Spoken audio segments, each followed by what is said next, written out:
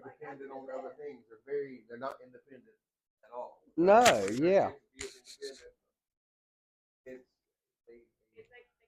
they want to do exactly. They want to go to a phone or a computer or ask somebody or something. Like, Hey Siri, you know, yeah, that's a big part of it.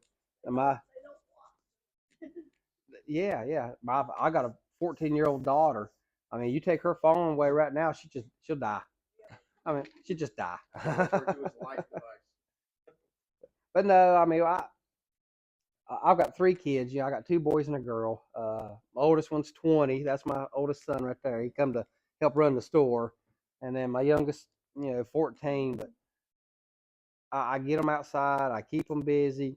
Uh, they know how to change their own oil, rotate their own tires. They know how to work on their stuff. We rode dirt bikes. Um, they know how to work on their own bikes because if they break down, hey, you're fixing it. I'll help you, but you're doing it. You know, if you want to ride, you'll fix the bike. My daughter, a couple months ago, she called me up. I was at work. She said, "Dad said I'm rebuilding the carburetor on my bike, and I've got it off. But what do I do here?" I'm like, "Okay, okay, do this." I mean, so it's that's kind of good. Yeah, but I've taught them, how to weld, use a cutting torch, how to use a lathe. Uh, like I say, changing their own oil and stuff. And I told them all, you know, if you don't want to change your oil and you want to pay somebody, go somewhere and do it, that's fine. But you're going to know how to do it yourself and the importance of it and all that stuff. Uh, right, exactly. My middle son, he bought him a dirt bike. Got it. It's a basket case. Got it for $300. It's a 2015 Kawasaki KX250, and it was just in a box. So it's back together. It's running. We just ordered a new timing chain for it. We got a little bit of timing issues and stuff, but I mean, we had to put the whole thing back together. Motor was completely apart, all the gears out, everything. And I made him do it. I stayed there and helped him. I downloaded all the service manuals and printed everything off, and we went by, put it all back together. So he don't like it. He don't like doing mechanical work, but he does it because right? Yeah. And then also, if you're getting ripped off. You go in for an oil change and they're like, "Oh, well, y'all, you need tires and brakes and rotors and whatever else." Okay. Yeah. All right. Okay. Well, we'll go ahead and get started. So, thank you again for coming to the class. Uh, I know it's paid classes and stuff, but honest to goodness, it's just to help pay the power bill and stuff. That's the only reason why we charge. Uh, Business is really slow. Until something catastrophic happens, that's when our business picks up. But if nothing really bad's happening, nobody buys anything. 95% of people are reactive. They don't do anything about a situation until they're affected. Uh, just one little plug I want to put in right there. The first tingly feeling I get that crap's really about to happen, stuff's about to go down, this won't be here. You'll come by, shelves will be empty, everything's gone. So don't wait. Just put a little bit up here and there. Uh, we opened up the store uh, mainly to try to help people. Honest God, we're not in it to make it rich. We're not here to fearmonger you into buying a whole bunch of stuff you don't need or whatever. Information. I've been doing this for a long time, and I've just gathered a lot of knowledge along the way, and I want to try to share that with other people. Try to help other people out, getting started and stuff. Uh, so this class, food preservation, food preparation, storage, whatever you want to say it. So things, what to store, best ways to store it, the shelf life of each thing, what not to store. Your three main ways of preserving food: canning, dehydrating, freeze drying and stuff, the benefits of each, the uh, down, what do you say? The disadvantages. Downfall. Yeah, the down. I was going to say downfall, but yeah, the benefits and the disbenefits or whatever. Okay, okay. I talk a lot, but I don't know what I'm saying, or I don't know how to say a lot of things. It's weird. All right. So, what are some of the main things to put up? You know, people don't think, sugar. People don't think to put sugar up. You hear rice and beans all the time. Well, that's great. That's your staples, your rice and beans.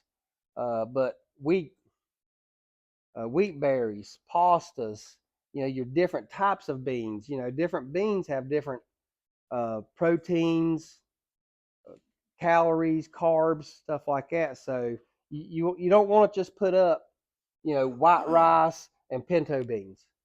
I mean, after a week of eating that, yeah, you're gonna be ready to throw up. You know, every day. I mean, yeah, yeah.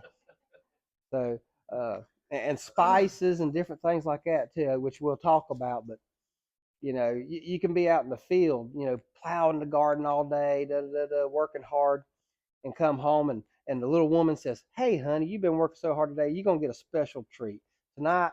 We're gonna have chicken flavored rice and beans." Yeah, different little things to throw in there and stuff. All right, so we'll start off with beans, the different types of beans to put up. Pinto beans, I mean, they last as they are, over 30 years. A great source of energy, protein, and fiber. Pinto beans are most abundant beans to get, easiest, stuff like that, cheapest and stuff. But don't just get pinto beans. Black beans, black beans are also sustainable protein source compared to animal-based proteins. So now we're getting closer to your meat type proteins and stuff. So they still good for 30 years? oh yeah, and everything's all about how you preserve it. If you go to Sam's Club and you just buy a bag of pinto beans or whatever, and you just throw it in the cabinet, you're not going to get that long shelf life. They get rock hard. Uh, what usually takes an hour to get your beans soft is going to take you now 2 or 3 hours to get them soft. Things like that. It's all about how you store them. Let's see here. And also, yeah, your black beans, they can actually help lower cholesterol and blood pressure levels. Lentils are something or a bean that a lot of people don't think about, but they got a really long shelf life too, storage life. Great source of protein, fiber, and essential vitamins and minerals. Uh, Lentils are small, they're fairly cheap, but they pack a lot of protein. They pack more protein than the other two. And I read that, you know how you normally have to soak the pinto beans, like Right, yeah. overnight or whatever. I read that lentils you don't have to soak. Right, no. So they're probably a better storage Right. than the pinto beans. It, They're faster to cook. right, yeah. It's a whole lot easier to cook up your lentils and faster, like you said. Yeah, your pinto beans, yeah, you're gonna have to let them. Yeah, after they've been sitting, your beans are gonna get hard anyway, no matter how you store them. It's just how you store them determines on how long it takes them to get real hard. But if you've got some pinto beans stored up and you've had them for 15 years, yeah, you're gonna have to soak them for a couple of days to get them good and soft again. That's one thing to bear in mind too, unless you like eating rocks. This will probably be a fairly short class as far as the PowerPoint stuff go, but a lot of talking points. So ask questions, most definitely. All right, and of course rice. Uh, Rice is, I mean, as an Asian, I mean, they live on rice. Uh, just great for everything. Long shelf life, over 30 years, and depending on how you store it. I mean, if you store it correctly in mylar bags with oxygen absorbers, this stuff will outlive us. And stored in the right conditions and things. But one thing to note, a 50-pound bag of rice is 252 servings of food. So a trip to Sam's, a couple of bags of rice, a couple of 50-pound bags of rice, a couple of 12-pound bags of pinto beans, you got a couple months worth of food right there instantly. That's one big thing to note. Rice, 50 pounds of rice goes a long ways. How long can you store that?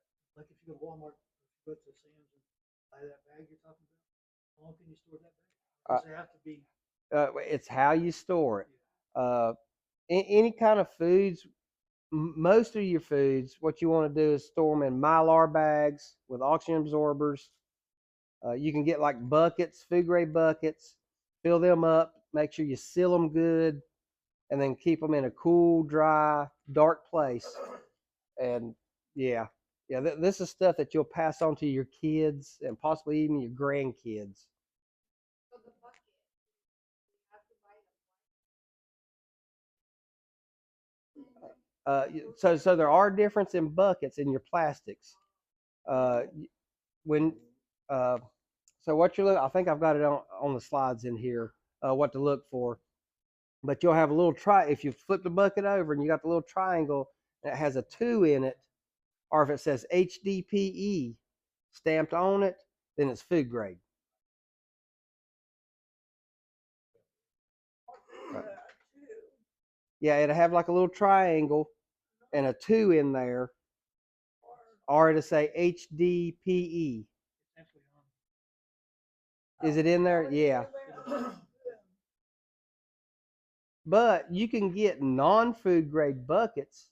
I mean, if somebody's got a stack of buckets, 100 buckets, and hey man, give me $10, grab them, because then you can just use the mylar bags. That was my question. If you use the buckets, do you still need to use the mylar? Right? Yeah. Well, I love mylar bags. You'll hear that a lot through this. You can't beat them. They're an oxygen barrier. They're a light barrier. I mean, there's food grade. There's no plastic that's going to get in your food, because you hear all the microplastics and. Do you still need to use the oxygen thing? Yes. The mylar bag? Yes. The biggest reason for the oxygen absorbers is if there's no oxygen, then nothing can grow. All right, you with me? Every living cell on this planet has to have two things, water and oxygen. When you freeze drying your food, you're removing all the water, and then you put an oxygen absorber in there, you remove all the oxygen. There's no chance anything can grow. That's where you get the long shelf lives.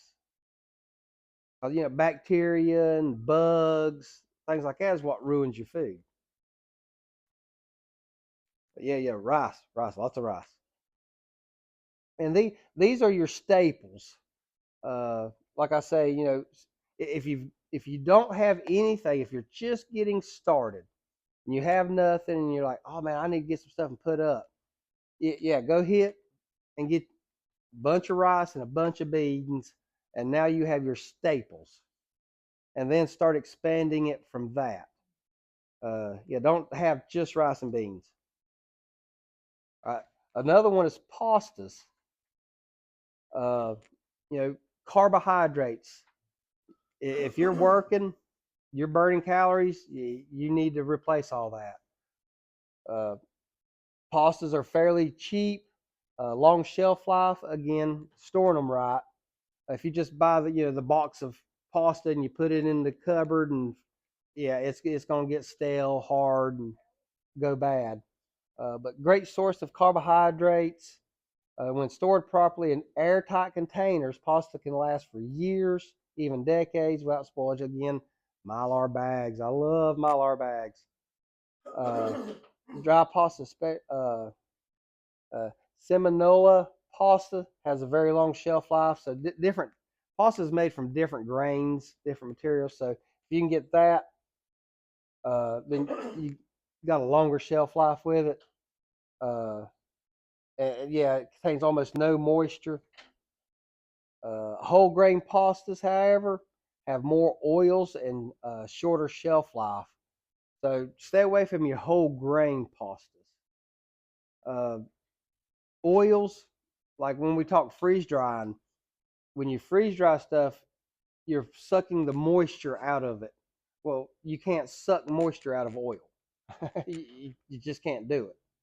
So if there's oil, then there's a chance of bacteria growing. There's a chance of things going rancid, stuff like that. So your whole grain pastas, not a good idea to put up. Um, just your regular pastas. Yeah, 6 months for whole grain pastas.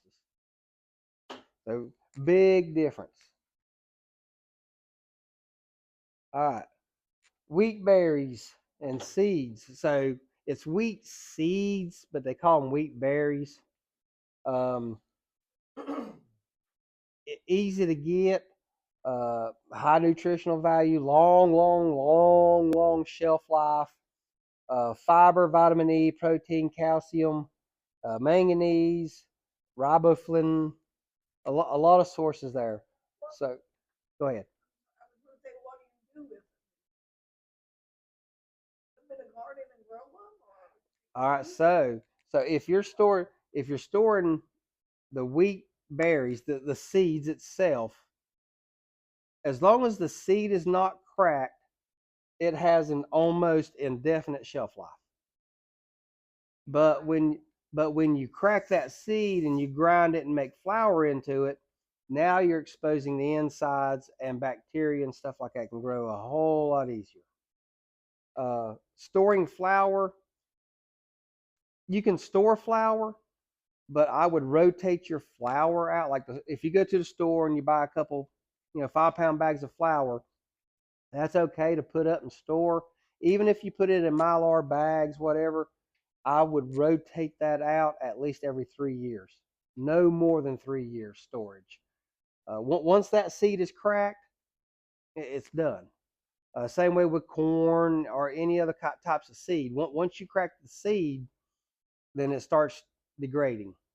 But if you have the whole wheat seed, now you can plant it, you can grind it and make your flour, and it stores forever. Uh, so here's a little secret too. This is wheat berries with the hull on them, with the husk still on there.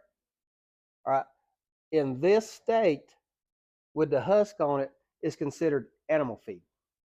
Okay, once you remove that husk, and now you've just got the seed, that's considered human consumable.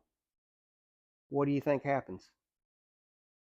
You can go down here to no, I can't think of the name of the place now. But your feed stores, your animal feed stores, and you can buy a 50-pound bag of wheat seed of animal feed, $15, under $15.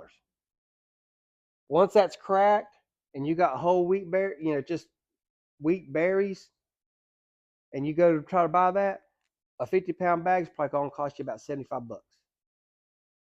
Just by taking that husk off makes it human consumable. So if you go down to your local feed store, buy you a couple bags, put it in your Mylar bags, put it up, you just saved yourself a buttload of money, and now you've got the whole seed, husk, and all that you can do so much more with. Talking about the store that, what is that, No, the one I'm thinking of is down Highway 18, going towards Shelby. Oh, But any of your feed and seed places, animal feed places, probably like Burke Outdoors or Tractor Supply, Royal King, you can buy the bags of animal feed. Now, if you'll notice, in your animal feed, when they process corn, they run corn through the grinders and the blenders and stuff, and then they put wheat in there. So you're gonna get some mixing here and there. So you can see there's like little pieces of corn and stuff in there. won't hurt a thing. If you take that and put it up and store it, whenever you go to use it, I mean, you're going to be sifting it out anyway. You got to de-hole it and taking the chaff off so you can separate it out that way. But compare it price-wise, I'm trying to get this, but I'm having a hard time getting it unless I buy it by the dump truckload. Yeah, yeah. So I'm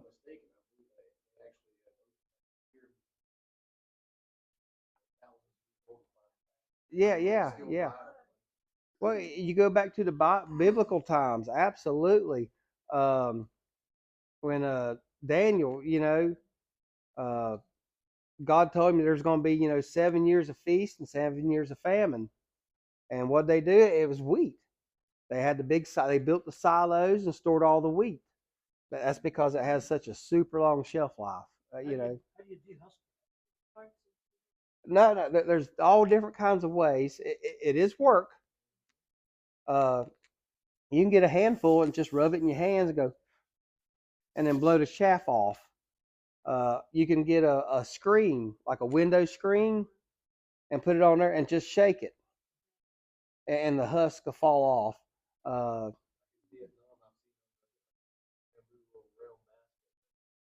Roller and they'll go across it and then shake it out. Shake it up and throw it up in the air and let the wind blow the chaff. So there's a bunch of different ways. I mean, it is work, but as far as storing it, you're better off because if something catastrophic does happen next year, you can take some of that seed, plant it, and replace what you've done. What you've used. That's some of the big benefits of keeping whole wheat berry over flour. Another thing about flour, once that seed's cracked, then it has the potential of growing a mold in there. I can't think of the name of it, but that mold it grows spores. It's like, well, this makes salmonella look like child's play. Yeah, it's odorless, tasteless. You can't see it, nothing, but it'll kill you dead within a couple of days. That's why I'm saying don't store flour for long term. Definitely keep it rotated out or store this. So now you've got the wheat seed. Now you've got it deep, chaffed. Now you got to grind it. So this is what it looks like if you harvest it. Right. And then it will look like. It'll look like this once you de-hole it. What about the middle? The middle. So this is like if you buy a bag of feed at the feed store, okay. and then you take all the corn and everything else out of it. You've got this, and then once you de-hole it, then you've got this. Make sense? Yeah. So as far as grinding it, I mean, you can do it like the old Indians did. A couple of rocks, grind it up, or you can buy a grinding mill. Those are some of the things I want to carry in the store, but I just can't afford it. We're not big enough to expand that much, but there's a lot of things I want to carry, which is not able to yet. But yeah, definitely make sure you have a way of grinding it when you're storing wheat berries. All right. Any more questions on the wheat? All right. Oats. All right. Long term, very long term, nutritional values, easy to prepare, carbohydrates, fiber. Oats also contain more protein than most grains, and though they're lower in essential amino acids compared to beans and freeze-dried meats. So oats are rarely cheap, easy to store, easy to prepare. You can make flour, you can make milk, you can do all different things out of your oats. So it's sort of like store-bought? Yeah. Quaker oats. Yep. Get that, dump them in Mylar bags, drop oxygen absorber, seal that up. Done.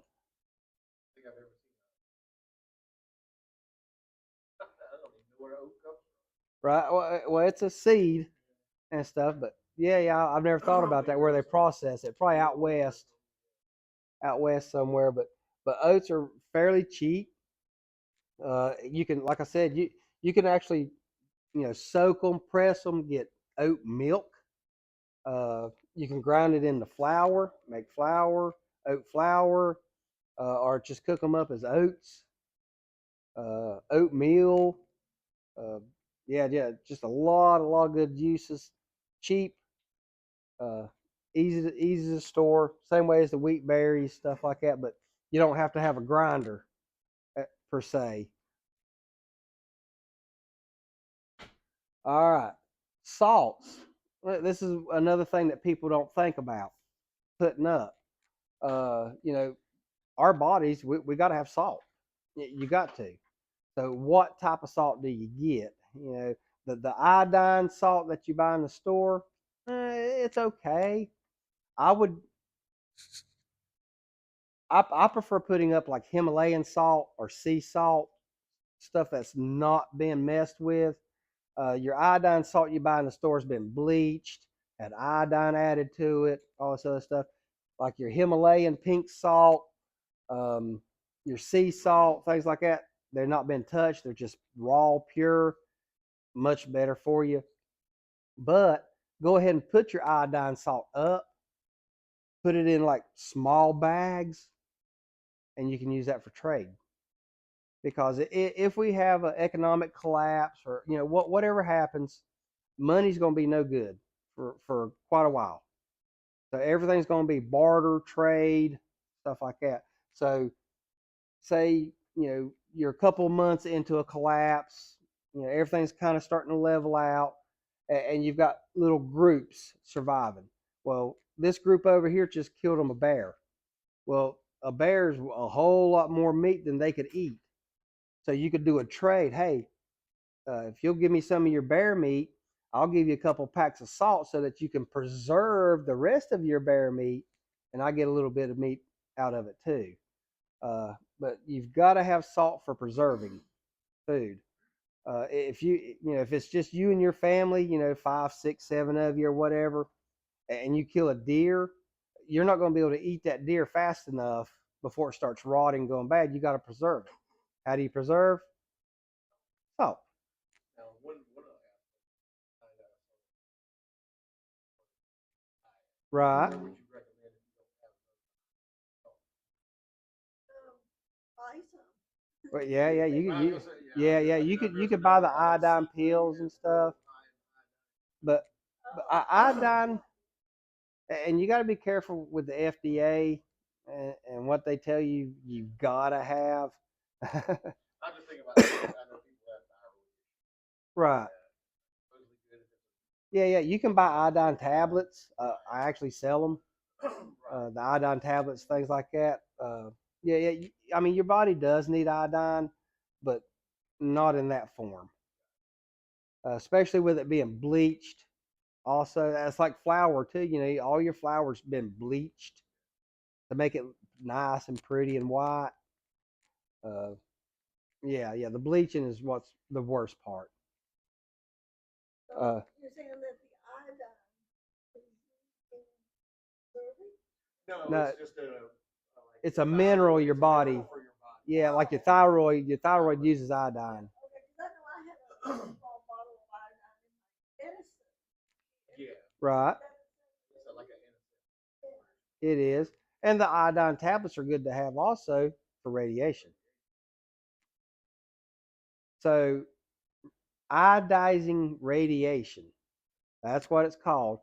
So, if a nuclear power plant explodes or whatever, it puts off the radiation and it's iodizing radiation. And it will hit your thyroid, which produces iodine. So, you take these iodine tablets to help protect your thyroid. Another thing, while we're on the topic of nuclear power, explosions, nuclear radiation, fruit pectin. Who knows what fruit pectin is? Is that from the seeds inside the fruit? No, well, no, well, it's Pectin is a thickener. It derives from fruits, mainly apples and stuff, from the seeds and uh, uh, processing it and stuff. But if you're making jams and jellies, you add pectin to it to make it thick. So it's a thickener for jams and jellies, stuff like that. But what a lot of people don't know is pectin absorbs radiation. So again, say the nuclear power plant explodes. I'm not going to say we get hit by a bomb, but I'm just saying, put it in real world terms. You know, the nuclear power plant explodes. You find out about it, start taking your potassium iodine pills, and then start taking your fruit pectin, apple pectin, or just regular fruit pectin, or whatever to have a little flavor.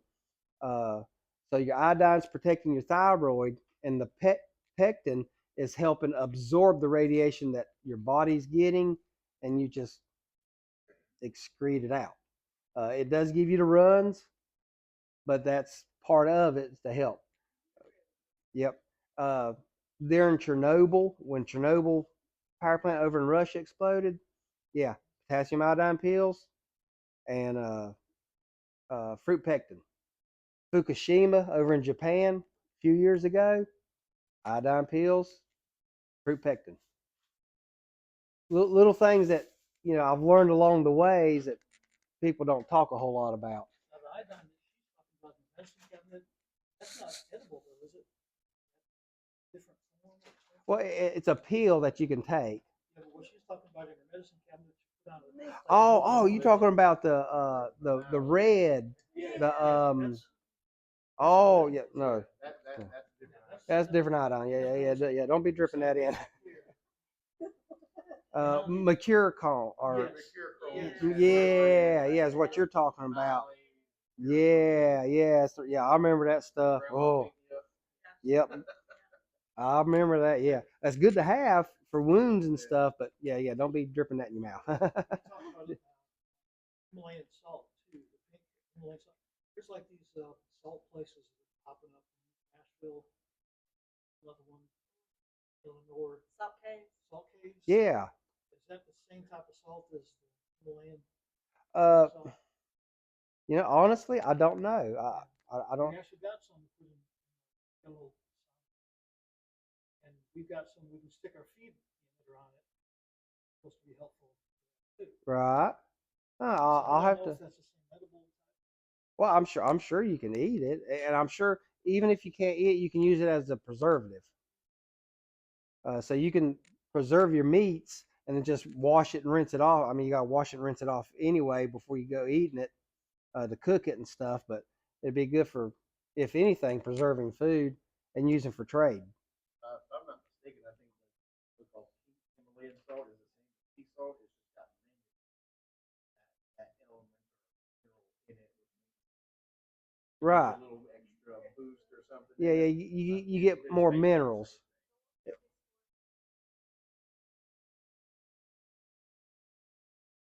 It's a cave. You actually go in there. It's cold. It's not warm. It's just Really? cold. And you just go in there and you sit for an hour. It's supposed to correct your lungs. Huh. Different lung problems. So they pump in like steam or something to steam. Or it's all natural. So that cold cave, and it's supposed to breathe. Is it like a music, store or is it like a, Yeah, or like a there's a- dugout? They've got a main store right on Main Street, and they've got yoga rooms, Okay. different exercise rooms. They do different. And they've got the salt cave, and it's underground. Huh. There's also a light that they have. You can order it online. And it's kind of like it's a that. big stone. Yeah. Different size. Ours is.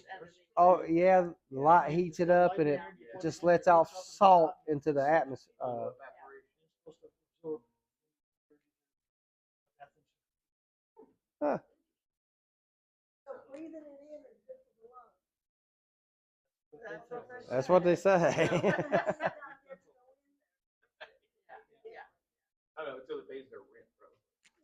Right. Yeah. Another thing. Yeah. We've had several of the salt lamps. Eventually, you actually see that they will shrink over. It takes years. I've had the experience of Louisiana.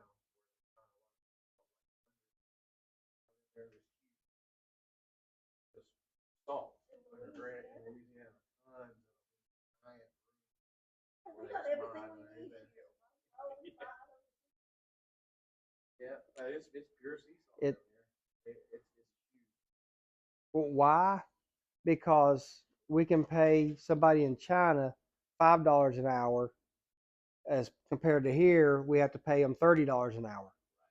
So it's cheaper to pay them and to pay to have it shipped over than to have our own people do it. I think they want us to That's have international relations too. right. Yeah, So yeah. Have open you're trade. good for this and you're good Right. But we've gotten to the point where we don't produce nothing anymore. Uh, yeah. We depend on every other country for everything. for that. Rapidly making some big changes. Yeah, make them big as long as they stay. Oh, Yeah, It th- depends on, who, Well, what what happens flavor is- it'll be. Yep. What Yeah, political faction yeah, wants to the- say it this way. It's like they flip flop so much. Who knows what the next political party in power will do? So, but yeah, salts. I mean, your body's got to have salt. It's good for trade, and have different kinds. Don't just put up just one kind. Flavoring. I mean, for me, eating chicken and rice, I got to have a little salt and pepper, something on there. Sugar's another thing that people don't think a lot about. Um, it's provides a quick energy boost, if anything. Uh, Again, you're out plowing the field or whatever, and it's starting to get late. You're starting to drag. Mix you up a little sugar water drink or something like that. Get those electrolytes going. Give you a little boost.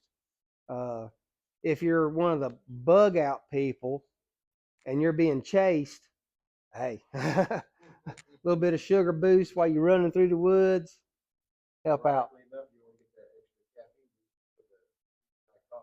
Yeah. Put a little freeze dried coffee in there. Yep. But yeah, just another good thing to put up. Another thing that you can use for bartering, trade, and stuff.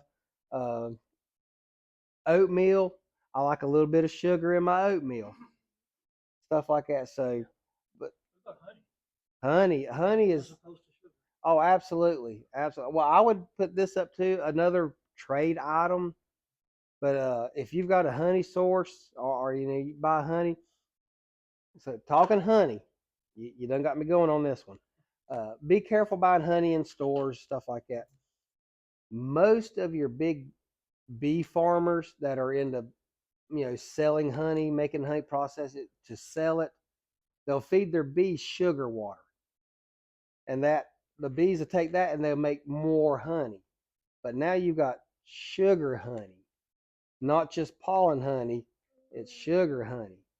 So it'll crystallize a lot faster. It's not as good for you, of course, because you got all that pure sugar and stuff in there.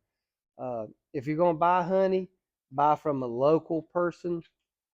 Make sure you ask that person, hey, do you feed your bees sugar water? What is your processing? How do you process your honey?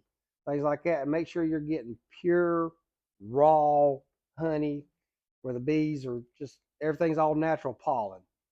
You should have a list of all your beekeepers. I know you had a class. Right. Yeah. There's a beekeepers association. There's a Burke County Beekeepers Association. You can go to the meetings; they're free and stuff. I don't go because I don't like people. Here I am teaching the class. No, uh, but I don't get involved. I'm way too busy. I work. Me and my wife, we work full-time jobs and run the store and have kids. I don't have time to go to a bunch of different meetings and stuff like that. I mean, they're good people. I've talked to them. But yeah, having a list of local beekeepers. Yeah. So yeah, I have bees. So I have honey, and the honey that's in there in the store and everything is from our hives. And I can tell you, there is no sugar water. Period. And the guy up the road up there on the road, sell it by the pound up there. Several local guys. Right. That have Right. Yeah. So yeah, inquire with the beekeepers, hey, how do you take care of your bees? What kind of bees are they? Because you've got different species of bees. Honeybees are not native to North America by no means. We brought them all over. So you've got Africanized bees, you got Russian bees, you got German bees, you got Italian bees, and they all produce different. I have the Italian, mostly Italian. The Italian bees are the calmest, less likely to sting you bees. Yeah, yeah. Love pastas. uh, but they're the most calm. I don't like getting stung. It hurts. I cry. I've heard the Russian bees are really hardy.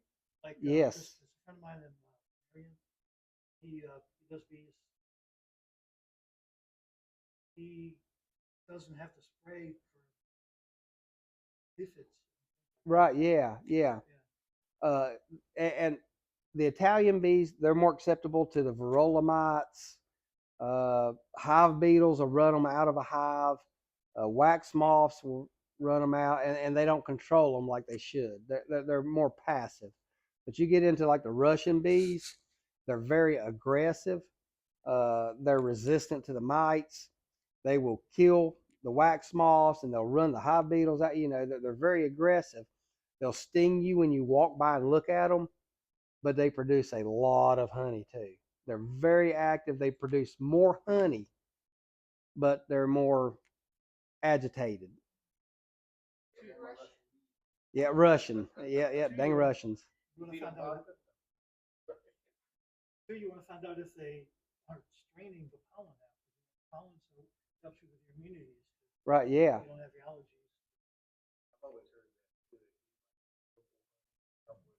Help with local allergies. Yeah. So how I do the honey. Um, I don't know how much you know about it. Anyway, you got a brood box, and then you've got a super on top of that. Each one has 10 frames.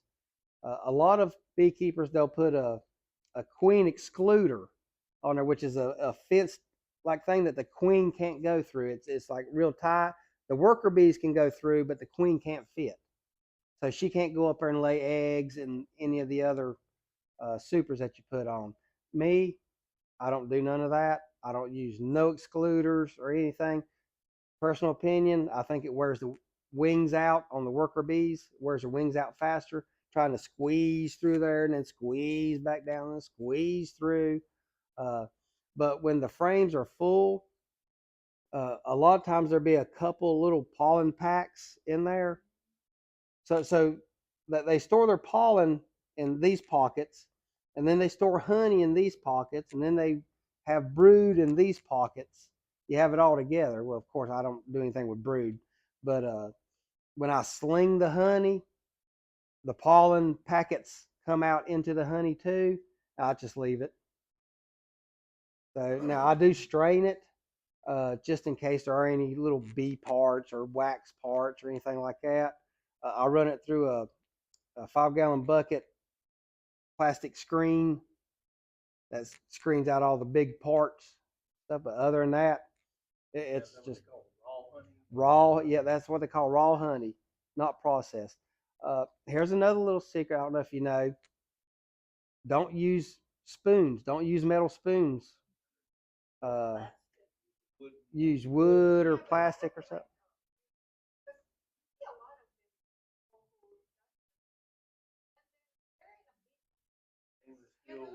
Right. Right. Well, that's stainless steel. It's a little bit different.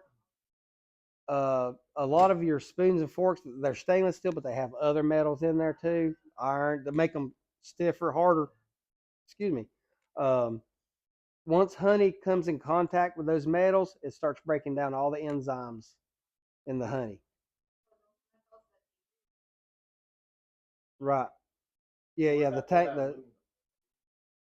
I'm not sure about aluminum. I haven't thought about that. But I know a lot of your silverware in your house is stainless steel, but it's not pure stainless steel. Stainless steel is very expensive. So they mix a lot of metals together to make your spoons and forks. But yeah, it starts once honey comes in contact with metal, it starts breaking down all the enzymes in it. That's why you always see the little wooden things with the honey and stuff. That's why. Just another little tidbit throw in there. Let's see, is there anything? Back to sugar. I guess we can use sugar as a preservative, whether it's like salt and meat. Right. Yeah. You can use sugar for curing and stuff. Uh, one thing to note too, storing your salts and sugars, Mylar bags, awesome sauce. Woo! Don't use oxygen absorbers. Okay. So the reason why is you drop oxygen absorber in there, it actually sucks the bag. It sucks the oxygen out and makes the bag close up. Well, now you're compacting that salt and sugar. So when you go to open it, you've got a salt block. It's still good, but you got to have a hammer and chisel to get you a little bit of salt or sugar off. So whenever you're storing your salt and sugar, if you're using Mylar bags, just put a desiccant pack in there and then seal it up. But don't use an oxygen absorber. And like I said, it's still good, but once it squeezes that bag down, you're compacting it, and now you've got a block instead of powder. Good if you're deer hunting. Well, yeah. If you want to make some salt licks or something for the animals, then yeah, perfect way of doing it. But yeah, just a little tip there. When you're storing it, don't use the oxygen absorbers unless you're wanting a brick. Those oxygen stores, oxygen coolers, whatever, they can be reconstituted too, can't No. So what's inside the oxygen? Hand warmers. You go to Walmart, you buy a pack of hand warmers, exact same thing as oxygen absorber. So if you run out of oxygen absorbers and you can't get, you got to get some right now, run out, grab you some hand warmers, open them up, throw them in there, seal your bag. It's the metal oxide inside the packet, and it generates heat. Same way with your oxygen absorbers that you put in your Mylar bags, they generate heat. So once that chemical reaction's done, they're done. Desiccant packs you can reuse. So if you have a bunch of desiccant packs, you can take and put them in the oven and just put it on like real low heat and just leave your desiccant pack sitting in the oven for a little bit, and it dries them out. Boom, you can reuse them. So if you, like have a bunch and you spilt water on them, take them out, put them in a pan, set your oven to like 100 degrees or something, and just let them sit in there, draw all the moisture out. Boom, reuse them. But oxygen absorbers and hand warmers, you can't. Yeah, they're once and done. Uh, uh, another secret or tip for oxygen absorbers. So say you're putting all your food in your Mylar bags. So you got 5 Mylar bags.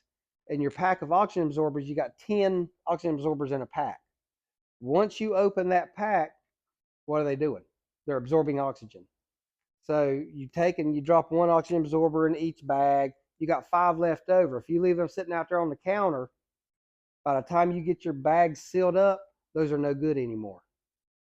So what I do, if I have like 5 Mylar bags and 10 oxygen absorbers, I'll open it up, I'll throw those in there real fast, and then I'll take those leftover oxygen absorbers and use a vacuum sealer and vacuum seal them as quick as I can.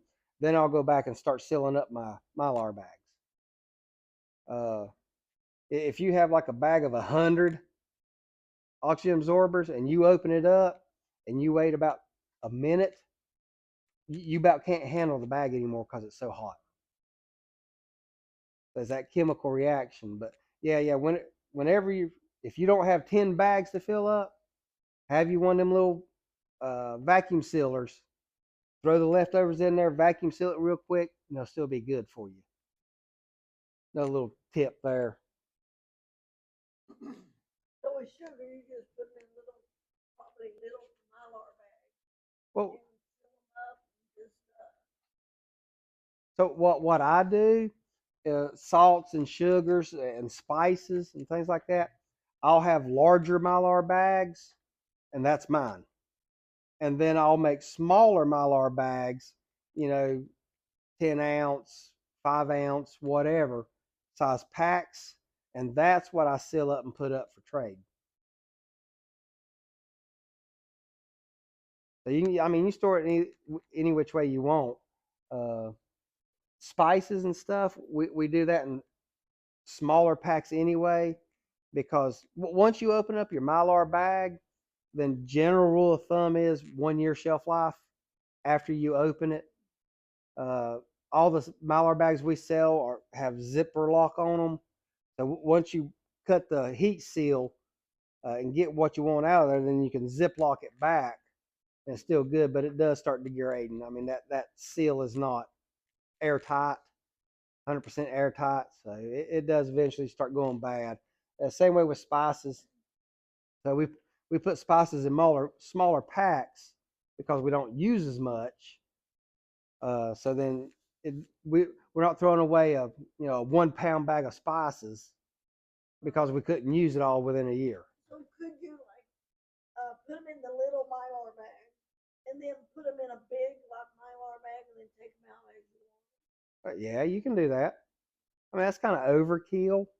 But to store them and keep them together in one place, yeah, that's a good idea. I haven't thought about that.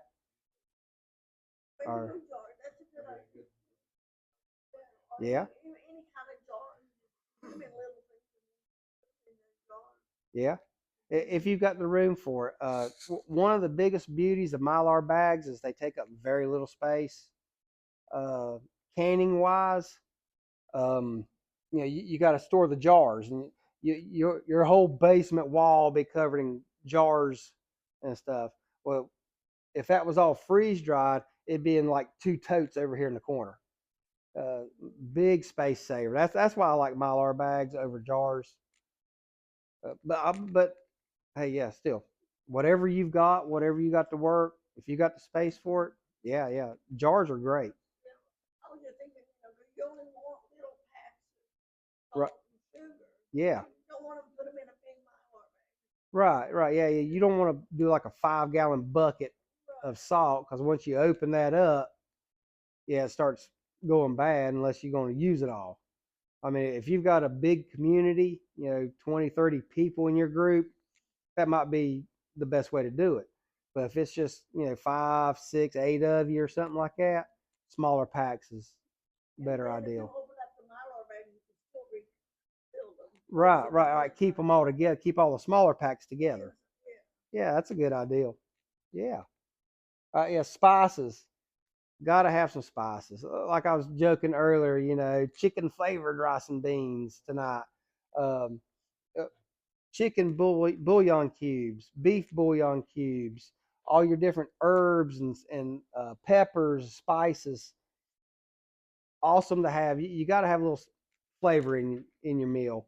Uh, if you're just eating plain rice and beans, like I say, after eating that for a few days for breakfast, lunch, and dinner, you're gonna be ready to throw up. You're gonna be alive, but you're gonna be miserable. Uh, Spice, and then certain spices are more than just spices for your food. Cayenne pepper. Cayenne pepper is a blood clot. If you get cut, sprinkle cayenne pepper on there and it clot the blood. So spices have many other uses too. Other medicinal uses. Like our last class we had a herbalist come in, and it was herbs and spices, but using those for medicinal purposes. So having your spices is twofold: one for flavoring your food, and two for medicinal uses.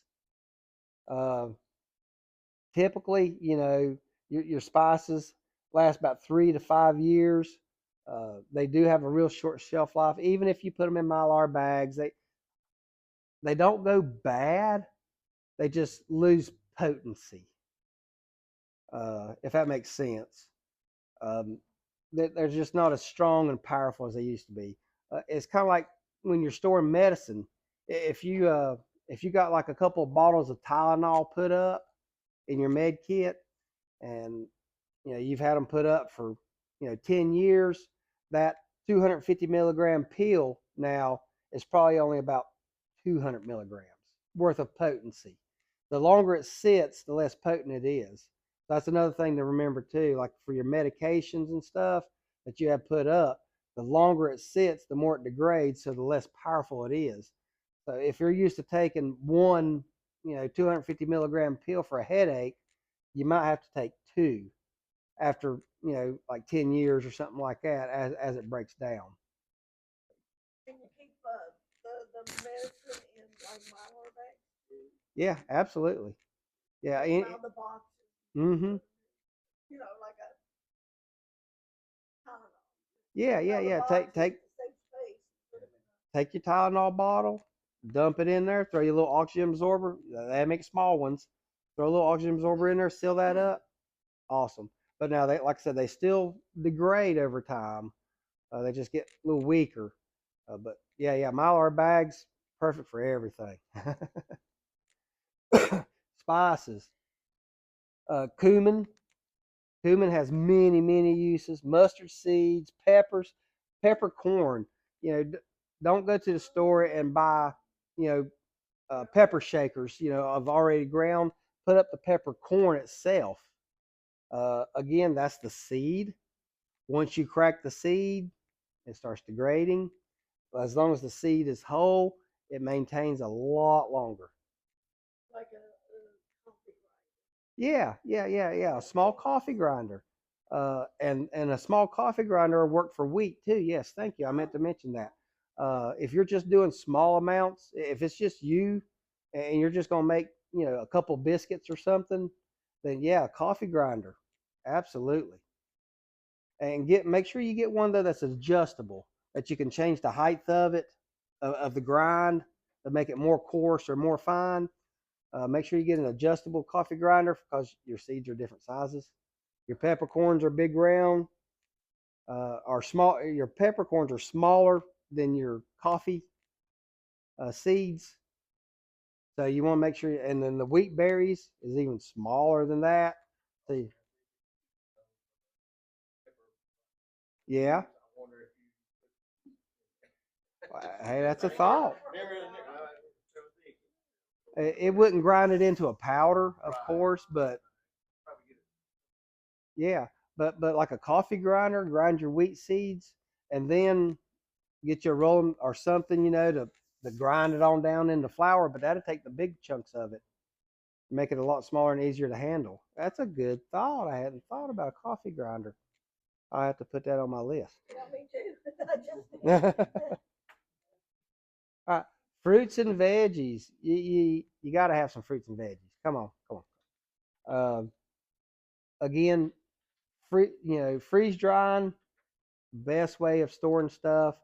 Uh, Canning, dehydrating's good. They've got their places, they've got their pluses, they got their minuses. But freeze drying, just all around, way better than the rest.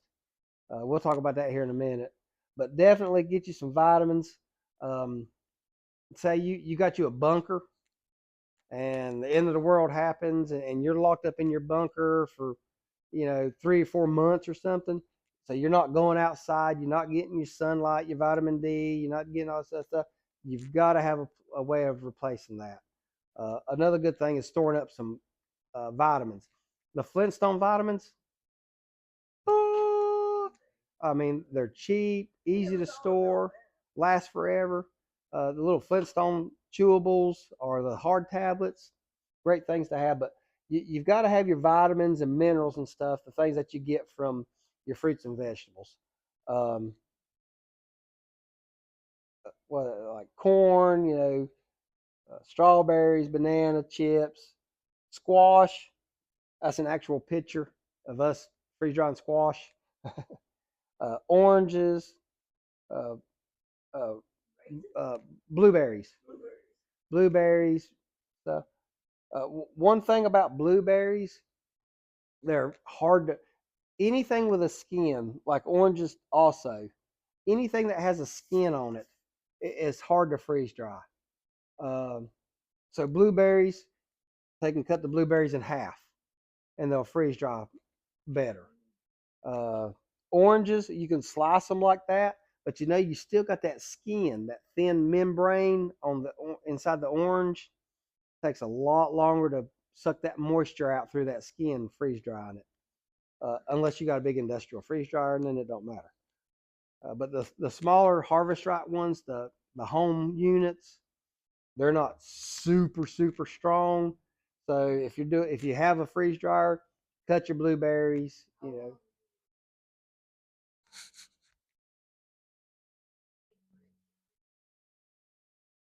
So if you slice your we'll talk about blueberries.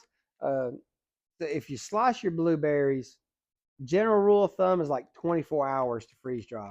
You put it in today, you take it out tomorrow. If you don't slice your blueberries and you put them in a smaller unit, it could be 2 or 3 days before they're done. So is there like a moisture content or Mm-hmm. something that you check? So the freeze dryer is constantly checking for moisture, but when you'll get to a point where it's not much moisture being drawn out, so it doesn't trip the sensor. It'll trip the sensor and say, "Okay, I'm not getting any more moisture. I'm done." So what you do there is you weigh it. You run the freeze dryer. You weigh it before you put it in there. Then you weigh it when you get it out. Write that number down. Put it back in for a few more hours. Weigh it again. If the number changes, you still need to freeze dry more. If the number doesn't change, then you're done. I do that with like eggs. Anytime I'm doing like a soup or eggs or milk stuff, I'll weigh it in between. I'll just let it run for a few more hours and then weigh it again.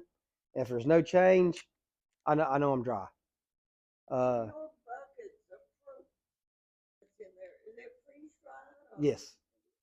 I bought one of those and I like, what do you do with it? Well, it's good for snacking. The freeze dry stuff's good for snacking. Uh, Say you have your own freeze jar, or if you bring stuff in here for us to freeze dry, one squash, cucumbers, pickles, okra, things like that, they do great. They do awesome. Tomatoes, if you take and slice tomatoes and you freeze dry it, it's going to turn into nothing but powder. They're so brittle. There's no structure to hold them together. So by the time you scrape them out of the pan, put them in a bag, seal it up, you're almost powder. Uh, That's like them, what is it, they sell the bottles of fruit and vegetables, Yes. right? Fruits and balance. veggies, Yeah, balance of nature. balance of I take nature. Yeah. They have all that powder in the. Yeah. Yep. So anything with like a real high water content, probably like watermelon probably Uh, disappears. there is nothing left of watermelon when you freeze dry. Real high water Yeah, content. it's still it'll be the same shape, same size, but you sit there and blow on it and it go in the powder. You can freeze dry watermelon, but like I said, there's nothing there when you're done. That might be better to hydrate. Right, yeah. Other fruits, I mean, all your other fruits like strawberries and different things like that, freeze dry great. Fig, oh my gosh, I love freeze dried figs. Yes, I've got a customer and everything, and every year she'll bring me bags and bags of figs. About half of them get put up. The other half I wind up eating and stuff. They're so good. Uh, So with the blueberries, you're talking about cutting them. That'd be tedious. Just take them, Yeah. flatten it, squish it. well, yeah, squish our blender. Yeah, a food processor, chopper, or blender. I make it into like a smoothie or something, and then yeah. So yeah. Take all your your fruits and stuff, and make it into a smoothie, and then freeze dry that. And here's another thing: when you freeze dry it, so you weigh it. Say it weighs 5 pounds. Your tray weighs 5 pounds. When you get it out, you weigh it again. Now it only weighs 2 pounds. So you remove 3 pounds of water. You do your math, gallon of water weighs 8 pounds, divide it all out. And then you figure out, okay, I need to add, 2 cups of water to this much powder to make it back to what it was. So yeah, real good little trick right there. Yeah, yeah, or make it stronger or weaker or whatever. But weighing it when you come out, then you just do your math and you know how much water you removed. I do the same thing with eggs.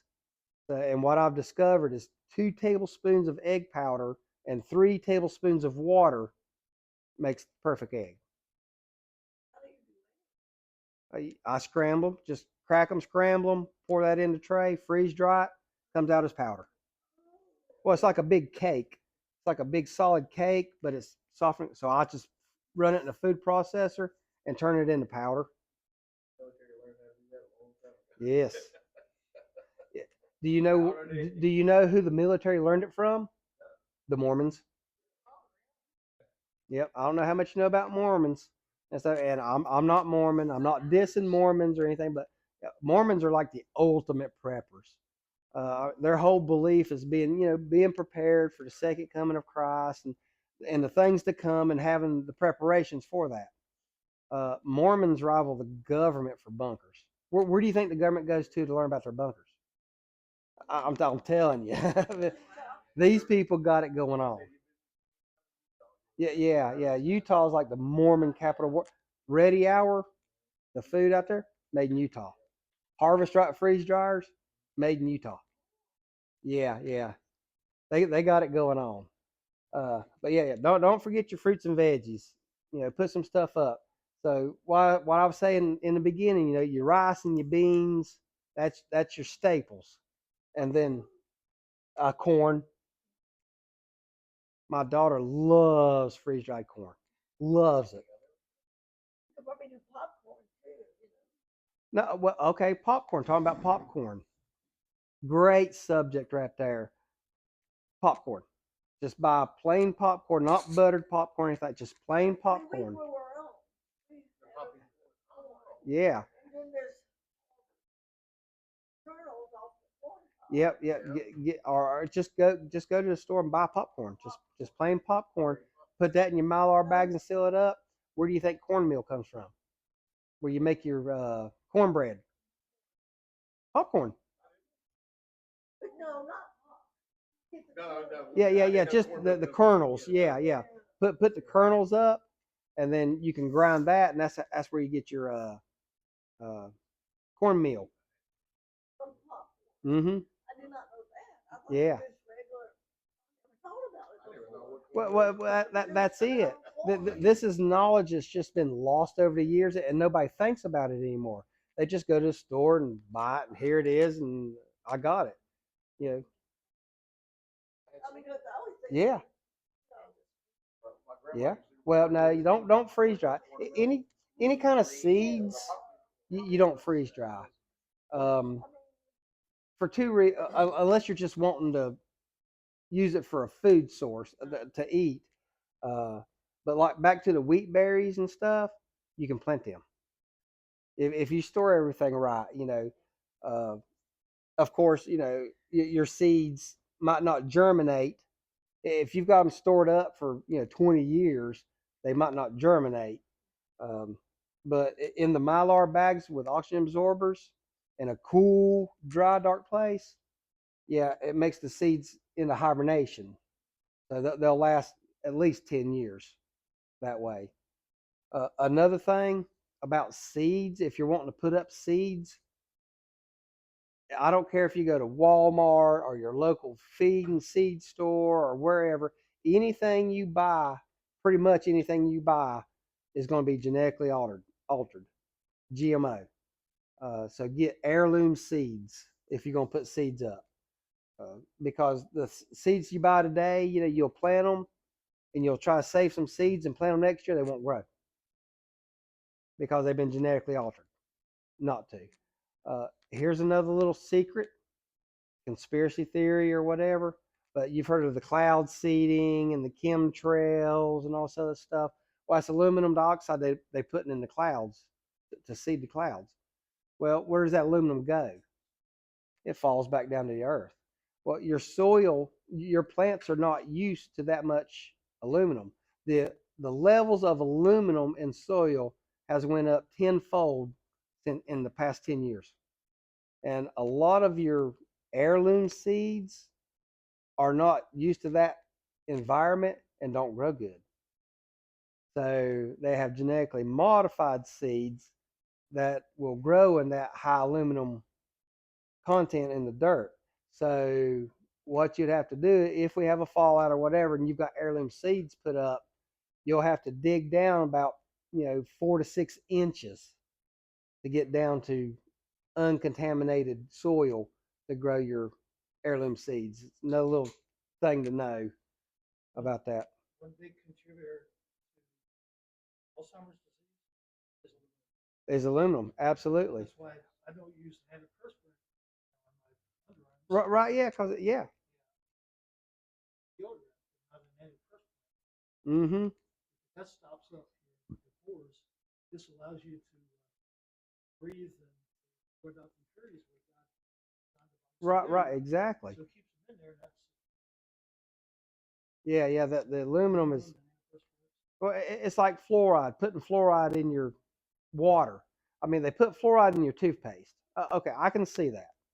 But pumping fluoride in your water and you're drinking fluoride after fluoride after it can't be good for you. Yeah. Chlorine. Oh my gosh, the chlorine. Yeah. Another subject. Sweets and candies. The most important slide of the whole presentation. You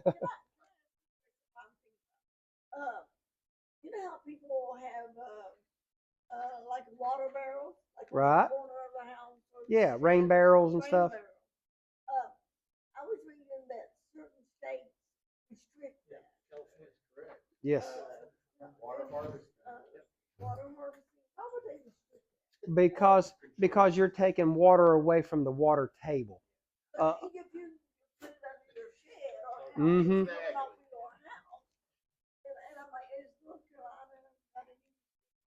No, it depends on what county you're in.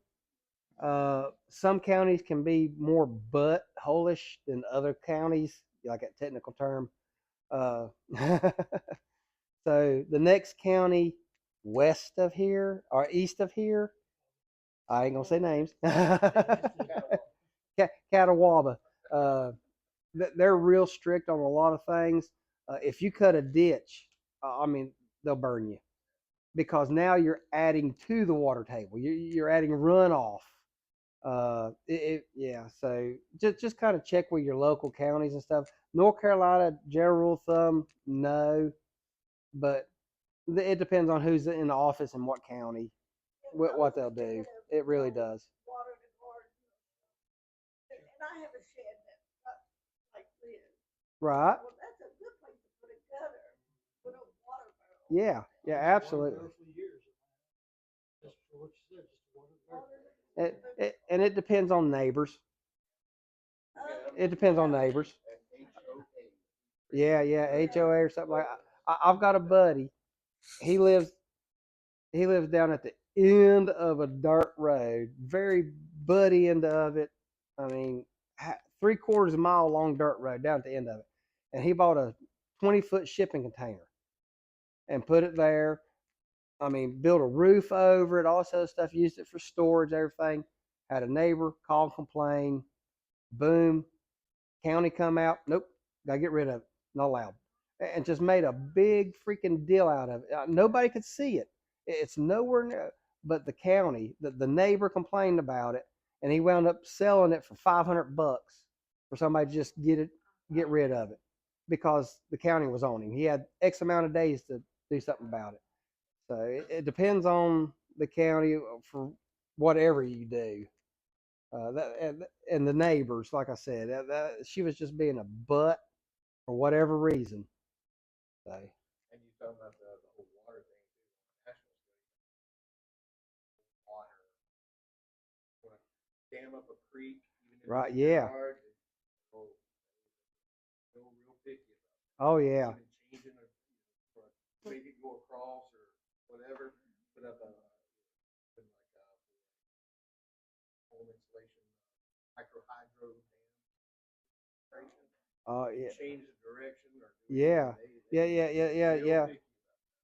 can understand that considering the Well- even like in my yard, I got like a 4-foot creek that runs in front of my yard. If I was to try to mess with it, it's actually part of the headwaters too. There's some stream, and Yeah. it's not quote navigable part of that system. So like if if you have a creek and it goes like that, and you want to go ahead and make that creek go like that so you can use this land. Oh yeah, it can get real ugly quick with the government for stuff like that. Billions of dollars in fines for ponds that they built Mm-hmm. have been in for years, and they told them to tear it down, and they refused to tear it down for watering the livestock. Absolutely crazy. But one thing to note, make mental notes of all this stuff, whatever. And if the economy does collapse or whatever happens, government ain't gonna matter. Government ain't gonna matter at that point. You cut your ditch and reroute your creek. Put your barrels up. What I would do is I would go ahead and install it, do it, and then if somebody complains, okay, and then take it down. Right. It's easier to ask for forgiveness than it is permission. Because if you start inquiring with the county, oh, well, you're going to have a permit for this. Oh, well, you're going to have a permit to put up a gutter. Oh, you're going to have a permit to buy the barrel. Oh, you're going to have to permit to place the barrel. Then you got to pay taxes on it. You just increase the value of the property. You know, yeah. Better to ask for forgiveness than permission. The state of North Carolina actually sold rainwater barrels. Prison used to make it. Prison in Raleigh, they used to make them, sell them in the store there. Yeah, so I don't think the state as a whole has a problem Right. with rain barrels. They don't. Yeah, the state doesn't. But the biggest worry would be neighbors. But like another customer that comes in occasionally, he's going to eat his neighbors, so he's not worried about it. Yeah. Where does he live? I don't know. No, he's just joking most of the time, but he says, "Yeah, my neighbors, they come over try to do something. I'll just eat them." Okay. Well, then on opposite scale, you've got states that require you to have systems like Hawaii. Right. Require you to have water seeping groups and rain barrel kitchens because they don't provide The fresh water. Yeah. It really is a up and down kind of thing. So that's another thing. Mm-hmm. All right, can we get back to candy? Come on, man. Oh, candy. Sweets and snacks. I mean, not only is it good for another quick little energy boost, uh, things like your Skittles and gummy worms and Jolly Ranchers, stuff like that. If you freeze dry those, indefinite shelf life. Nothing's gonna grow in them anyway. They're so full of chemicals. But Funny you should mention this, because yesterday I stopped at the marathon at the bypass. Y'all know where Food Line is? yeah, And they have a stand of freeze dried candy. It's a big fad. It's a big thing now. I've sold several freeze dryers to younger people, and that's their whole business. They make freeze dried candy and go to festivals and things. Yeah. But I was really shocked to see that, but I was like, oh, freeze dried. I'm like, what a great idea. yeah, it's great for a little energy boost, good little snack, and say you got kids, and crap happens, whatever, and for whatever reason, you're hunkered into a room and you got to be quiet and calm down, a quick little snack, to ease the mind, to appease children, for an energy boost, and just to make you feel better. It's been a hard week. I've had to kill 20 people trying to take my land. I want to eat me a gummy worm. But no, just having sweets and snacks and stuff, just another good thing to have put up. All right. So now, how to store it. So we've talked about all the different foods, different ways of the different types of foods and how to store it. Da, da, da. So now we're going to talk about how to store it. You got vacuum sealing, mylar bags, the buckets, right here. That's that. Has that too, HDPE on it. Yeah, high density polyethylene. Yes. Canning it. Vacuum seal. Oxygen absorbers. Cute little things. Uh, so this bucket right here this lid is called a gamma seal. A lot of people push that. They swear by it. That's all they use. Uh, $5-6 for a bucket, and then you're gonna pay $30 for a gamma seal lid. Okay, whatever, whatever floats your boat. Um, I'm just bringing that up because oh yeah, all I gotta do is just turn it and I can get right into my stuff. Okay, all I gotta do is pop the lid. You buy the little tool for $10 and you pop the seal on your regular buckets. But okay, if you want to pay $30 for that, that's up to you. That's one of them little diss things I throw out there. All right, so your vacuum seal bags, they're awesome for putting things in your freezer, put things in your fridge for storing stuff like that. But uh, they may not prevent air from leaking back into the bag over time. Uh, Plastic is not an oxygen barrier. Eventually, over time, it will come unsealed. Air will get through. Um, it's clear, so the sun will hit it. Your lights, everything will affect it. Your food. Uh, Three things kill food: heat, water, oxygen. Uh, so if that's sitting out in the sun or whatever, the sunlight's hitting it, you're heating it up. Uh, it can Moisture can get in. I mean, y'all have had freezer. Put food, put it in the freezer in the vacuum seal bag, and come out, and it's just solid ice. That's where moisture has penetrated the plastic and gotten in there. So, and of course, oxygen. Plastic is not an oxygen barrier either. Uh, if you vacuum seal something, more than likely, after about a month or two, it's not completely sealed anymore. There's a little air gap or something in there. It sucks in air. But if you're just using it to store stuff in your freezer right now, uh, while we have power and all this other stuff, it's a good idea.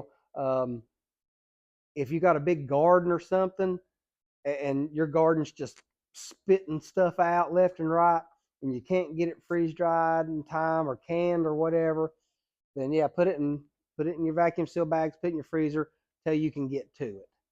Uh, as So far you as have to freeze dry vegetables before you can put them in Mylar bags. yeah, you got to remove the moisture. So dehydrating. Yeah, dehydrate. We'll talk about canning, dehydrate. I mentioned freeze drying a lot because that's my preferred choice of doing everything. But before you can preserve, if you don't have time to can it or dehydrate it or whatever, uh, do that for now, and then when everything slows down, then get it all processed and stored. But as far as long-term storage, I do not recommend vacuum seal bags or anything like that. All right, glass jars. Glass jars are like super awesome. There's no plastic content.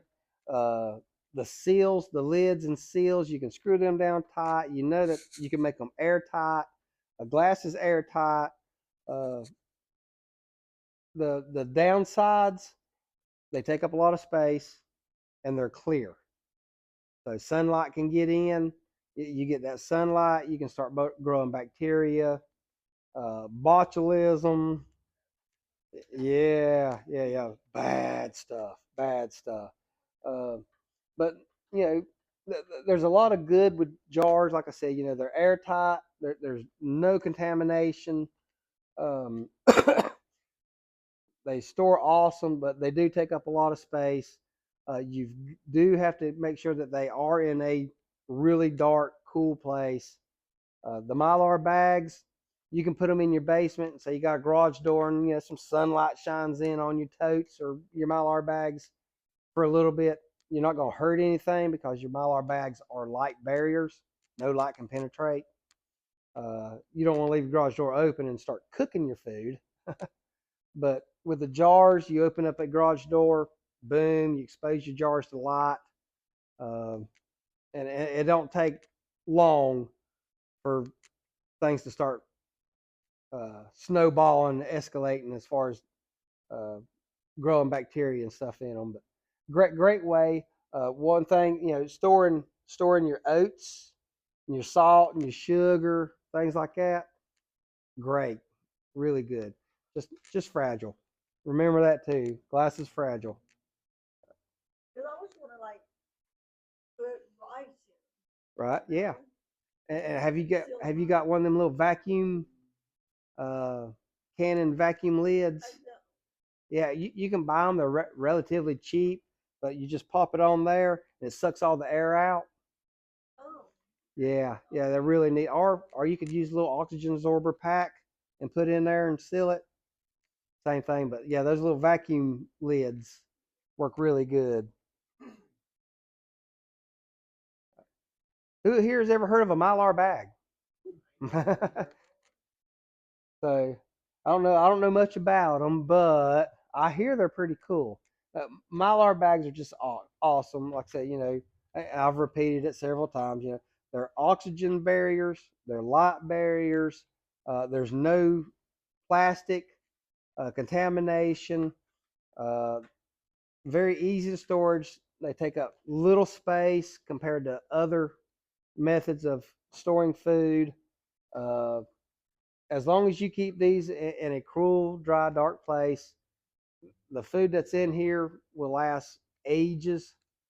Um, and one really good benefit to your Mylar bags too is you put that oxygen absorber in there and it sucks the bag up tight. Okay, so when it sucks it up, 6 months from now, if it's still sucked up, everything's working good. Um, if you're freeze drying meats, say you freeze dry like a T-bone steak, and you can't trim all the fat and stuff off of it, so you got a little bit of fat. You can't pull moisture from fat. It will go rancid over time. Da, da, da, da. So you freeze dry your T-bone steak, you put it in there, it sucks it up good and tight. You throw it in your box. 5 years from now, you go back and you're digging through your box, checking everything, and all of a sudden you see this bag that's kind of swelled open. Now you know that's gone bad. You don't even have to open it. It's obvious. You take that, throw it out, replace it, or whatever. Um, it's a really good feature for identifying that your product is still good. Because if it's not sucked up, if it's swelled up or whatever, whatever in there is going bad, and you can just throw it out. so once you open a bag, take something out, you have to use everything. No, as long as these bags here that they don't have the Ziploc on them. But general rule of thumb, all the ones we sell have the little Ziploc back on them. So once you cut the heat seal off and you open it up, you get out what you want. You can Ziploc it back, and general rule of thumb is 1 year. You want to use it within a year's time. Uh, so that's why I like the Ziploc ones. Um, Even the 4-gallon buckets bags that I have are Ziploc. Yes. Yep. Get your little impulse sealer. Yeah, we'll talk about that in a little bit. Different ways of sealing your bags and stuff. But if uh, if you don't have that Ziploc and you open it up, then yeah, you need to heat seal it back if you want to preserve it. And as soon as you open it, if say you're just going to use this maybe twice a year, whatever's in this bag. So you open it up. I would go ahead and replace the oxygen absorber, put a new oxygen absorber in there, and then reseal it again, and then 6 months, and just seal it up as close as possible to that. So that way, there when you cut it off, then I wouldn't cut it way down here and stuff. Now your bag's only this tall, and you got to reseal it. So yeah, just seal it close to the edge, and then you can just cut that little strip off, and then reseal it. Cut the strip off, reseal it. Oxygen absorbers. They remove 99.9% of oxygen. Like I say, you put that in there and it sucks that sucker up. Woo, you're doing good. Excuse me. Here's just a chart, uh, like a sizing chart. So if you're doing like a pint jar, if you're doing pinto beans or rice or sugar, a 50 cc packet is good enough for that.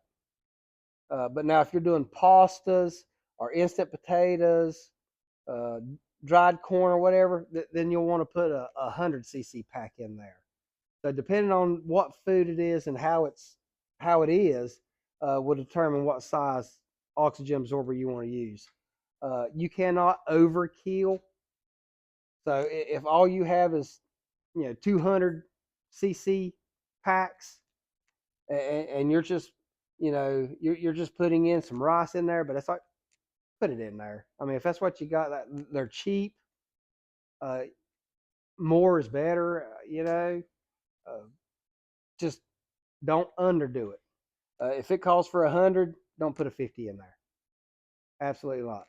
But if it calls for 100 and all you got is a 500, drop that 500 in there. We sell the 700s. I use that in everything, whether it's a small Mylar bag or whether it's the 10 by 14 bag. I use 700 cc. It's just easy to keep one size, keeping up with a bunch of different things. And a lot of times, your smaller oxygen absorbers, they'll come to like 50 in a pack, and all I need is 5. So you'll open it up, you'll take 5 out, and then you reseal that. Well, you've done exposed those oxygen absorbers to some oxygen. Next month, I use 5 of them. Well, you just expose the rest of them to more oxygen. So after a couple of months, it'll be depleted, and you won't even know it.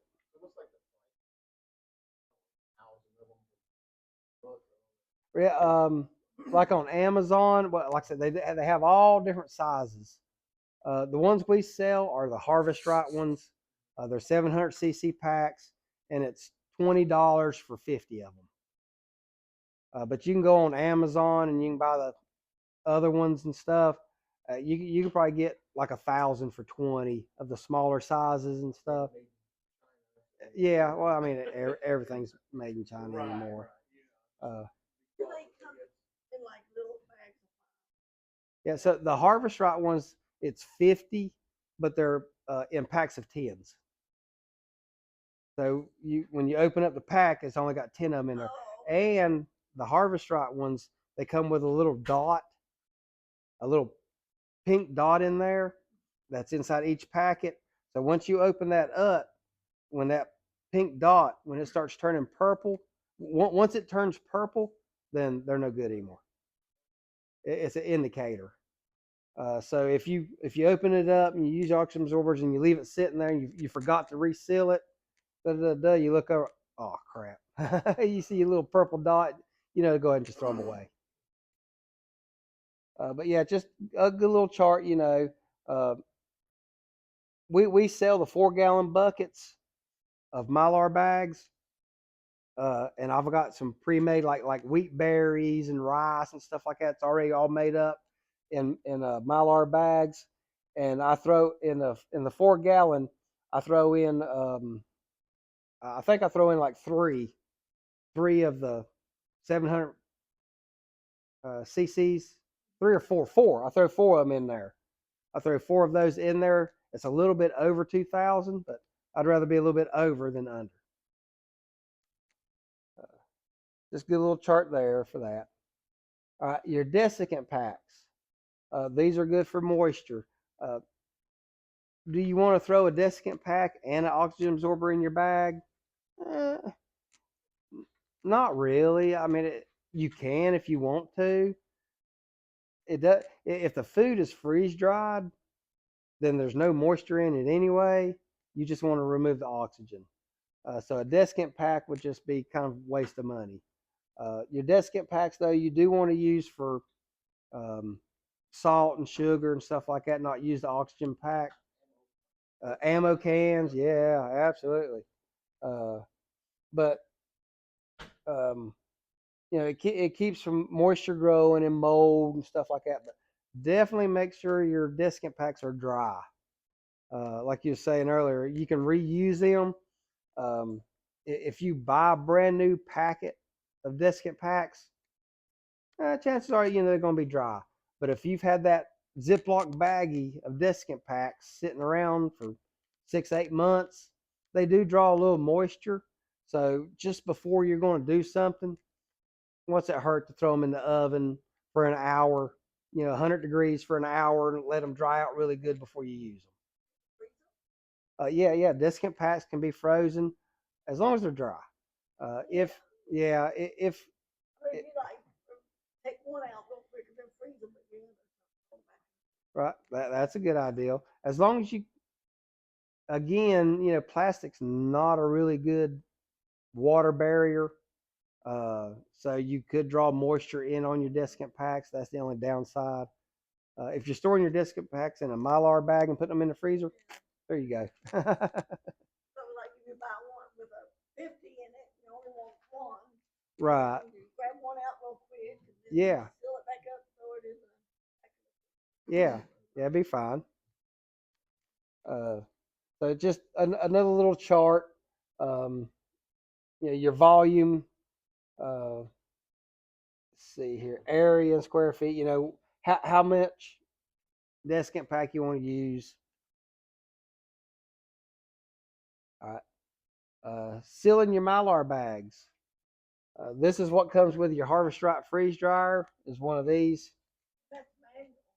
Right. Well, yeah. So you put your bag there and you push the handle down, and it'll come on. It'll click and tell you when it's done and stuff like that.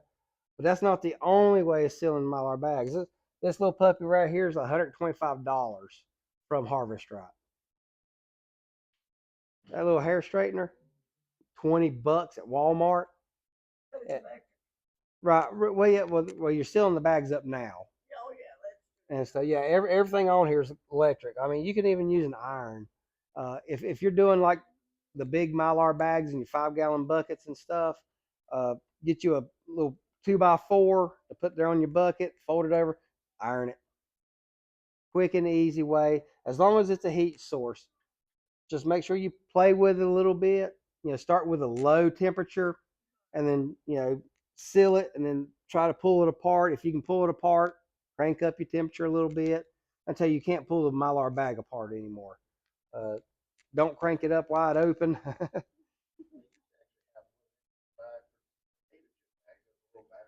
Yeah, a little battery operated thing.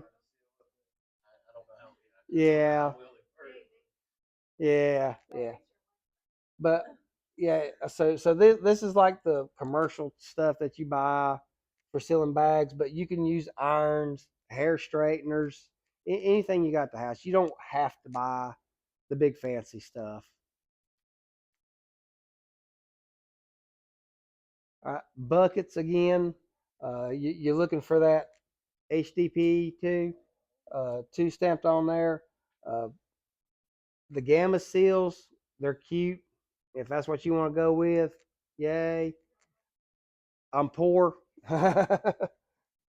This is what we sell. It's just plain white buckets with lids. It's got the little pull. So once you hammer it on there, it's got the pull tab that peels off. Then you pop it open. But all the well, so like I said, I don't use just the bucket because I'm afraid it won't seal. So I use the Mylar bags in the buckets. And I mean, some of our buckets we have multiple things in them. So we'll have a couple packs of rice, a couple packs of beans, some spices, some salt and sugar. It's kind of like a starter pack in the bucket. So it's all individual Mylar bags and everything with the Ziploc seals on them. But if everything's in the Mylar bag, then you don't have to worry about having a tight seal. All you're wanting to do is keep moisture and rodents and bugs out. If you get the Gamma Seal and you're not using Mylar bags, then you got to make sure it's tight enough to seal and things like that. That's the only purpose for the Gamma Seal is not using Mylar bags. So, right. So it makes it easy access to get to. I mean, if you have a group of 50 people, that's an ideal thing to do because you're going to be using it up quickly. Yeah, flour, wheat, corn, whatever. Oh, bless you. All right. Shelf life. All right. Temperature. Temperature is your biggest killer.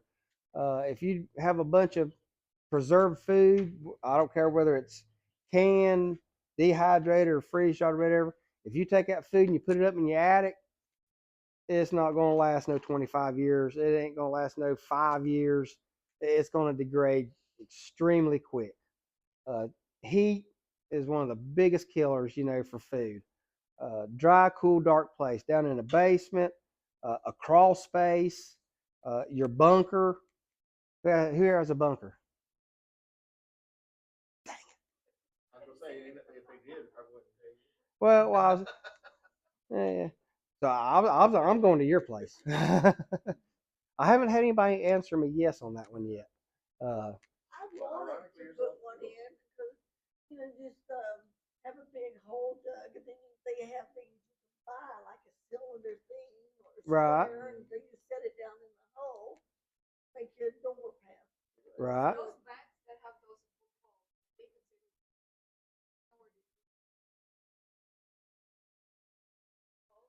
Well, I've always- yeah. I mean, it could be. I mean, if you got like 5 foot thick cement walls, absolutely, yeah. Well, somebody was saying that they put a travel, like an 18-wheeler, A container. a container. They have their big hole underground, everything underground. They put the container in. I guess they line it up. They put their air pipes and all that Right. stuff in. Then they cover it up, so it's all underground. Mm-hmm. And I'm like, that's Oh, pretty cool. well, if you want to know more about that, we'll talk. We can talk. I mean, that's lots of money. Atlas. Yeah, Atlas is a huge name for their small. You're going to pay a minimum of $50,000 for anything Atlas makes. Atlas is more into the Jeff Bezos and the Mark Zuckerbergs customers and stuff like that. That's who Atlas caters to. Ironically, here in good old Burke County, there used to be a lot of fallout shelters. In fact, if you go right down the road here, Children's Park is actually named for kids who got killed when they gas leaked in a bunker. Mm-hmm. That bunker exploded. Oh. Do you know there's a military bunker just right down there in Roadhouse at the fire department, right behind the fire department. The old fire department is a military communications bunker. Well, going down 70, Cool. Morgan, there's a house in there, and all it in the yard, all it shows is like a corner of a house with like a window. And I'm like, is that a bunker or some kind of cellar? That's just the exit and entry door. Yeah, I would say it's probably like a cellar. Typically, I mean, if you're going to have a bunker, you don't want nobody knowing about it. It's going to be hidden. The entrance is going to be hidden. Yeah, I mean, And we stuff, could but- barely see it. I mean, 'cause I was like, wonder what that is. Right. But see, I mean, a good root cellar could be, a form of bunker. I mean, is it going to be good for radiation, dropping bombs? Probably not. But Storage. right. But it's a good place to store your stuff too. You just All them homeland plans for your own bunker in your yeah, backyard. yeah. How to store food and all kinds of Mm-hmm. things that government I mean, Yeah, there's still a bunch of people, they'll buy a house and all of a sudden, they're renovating the house and they find this stairway behind this wall and it goes down to a bunker. Oh, yeah, it's cool stuff. But if you want to talk bunkers, yeah, we can talk. I know somebody. and you and well, I know somebody that did a shipping container, did a shipping container bunker, and has less than $6,000 in it. Oh, really? So And they jacked the prices. yeah. This was It was ridiculous probably 5 years ago. yeah. They just started when the housing. Yep. Everybody Yeah, wanted this was back when you could buy a shipping container. Well, for $2,000. Uh, um, it's in Gastonia. I can't think of the name of. I can't think of the name of nut. I can't remember nothing anymore. Too much aluminum. But there's a place in Gastonia. You can go down there. You pick out what shipping container you want. You write the number down. You go pay for it, and for like $300, they bring it to you. And back then, I mean, you could buy a shipping container for 1,500. It was $2,000 total, shipping and all, to have it delivered to Hickory. But that, like I said, that was several years ago.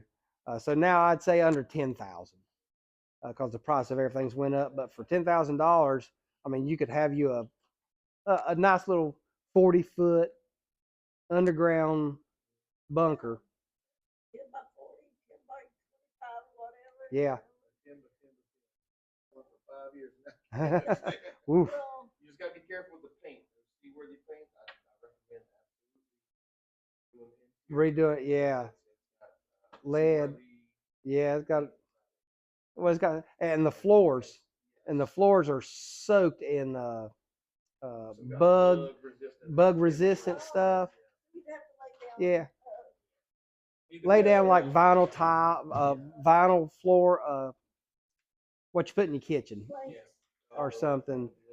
Linoleum, put down like linoleum, or if you want fancy, you can go with Asian tile or Italian tile.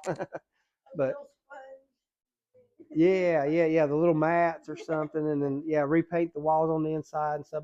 But there's work. There's a lot of work to it, but it can be done.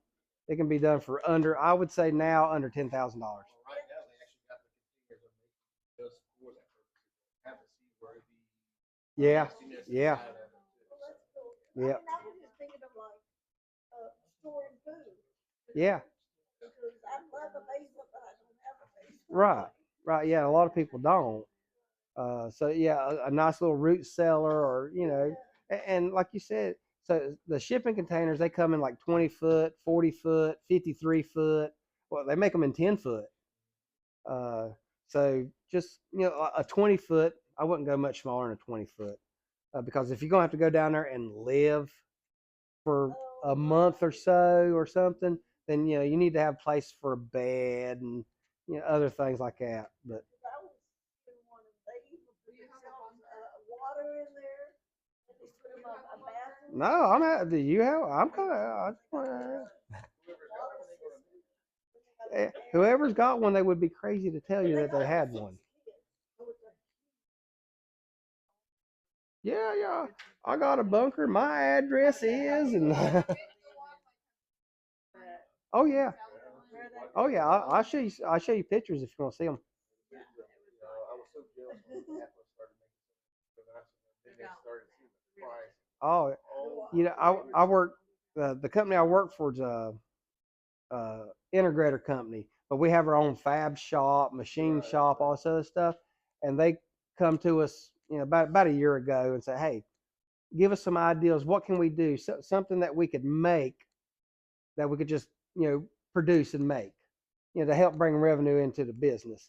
And I brought it up. I like bunkers, man. Build bunkers, storm shelters, bunkers, stuff like that. Nah, they don't. Yeah. Anyway, I think if we did something like that here local and it was reasonably priced, I mean, I think we'd be making a killing. I think we would be slammed for business. Yeah, round culvert. Yeah. Yeah, you get like the 6 foot round culvert. I mean, you're gonna pay for the culvert, But you can seal that up, put that underground. Yeah, and just with ingenuity and willpower and resources, you can build something. It's not it's time consuming, but anyway. All right, so yeah, shelf life. Yeah, your mylar bags are great. Keep things away from moisture. Oxygen, light. Uh, Cool, dry, dark place. Everything determines, all these factors determine the shelf life. Everything has a different shelf life. Your meats compared to your wheat. Of course, your meats are going to degrade faster than your wheat and stuff. Uh, so I don't think, no, I don't. But we'll talk about it when I get done with this, unless y'all need to go. Uh, so here's kind of a little chart on the shelf life of items. Uh, Brown rice. Don't put up brown rice. Uh, well, what's that other rice? You got white rice, brown, huh? Wild rice. Yeah, yeah, stuff like that. Yeah, those things you're not going to get the shelf life out of them. Chocolate, chocolates, uh, depending on what kind of chocolate. So this is more like your milk chocolate, like a Snickers bar or something like Hershey's bar. But if you get dark chocolate made with oat milk and stuff, then you'll get at least 8 years just from that. Yeah, yeah, yeah. Keep getting all the fatty dairy stuff out. Um, One of the things to know there, we sell oat milk dark chocolate here in Mylar bags. It will get a white film on it. So if you open it up and you look at the chocolate bar, it'll have like a white film on it.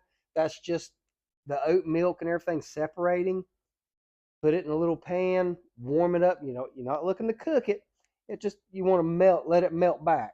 So just let it melt back and it'll all come right back together. Let it solidify, cool, boom.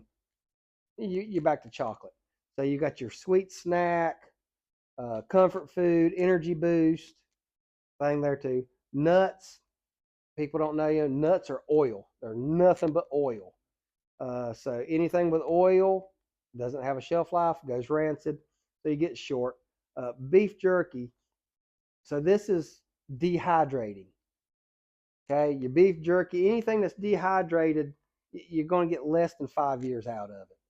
Uh, so here, so canning versus dehydrating versus freeze drying. Canning and dehydrating, you've got to cook the food. Now you've got to process that food and can it or dehydrate it. Okay, so you've done cooked it. Anytime you cook food, you start destroying the nutritional value of the food. It starts breaking down under the heat. It's just it just happens. It is what it is. Um, so if you're going to can, we're going to say hamburger meat. So you cook up your hamburger meat. Well, now you've just destroyed some of the nutritional value of it by cooking it. Okay. Now you go to can it. You got to put that stuff in a boiler, pressure cooker, whatever. So now you're cooking it again and stuff to get it in that preserved state. So by the time you're done canning hamburger meat, you've lost up to 50% of the nutritional value of that food just by trying to preserve it. Uh, Same way with dehydrating.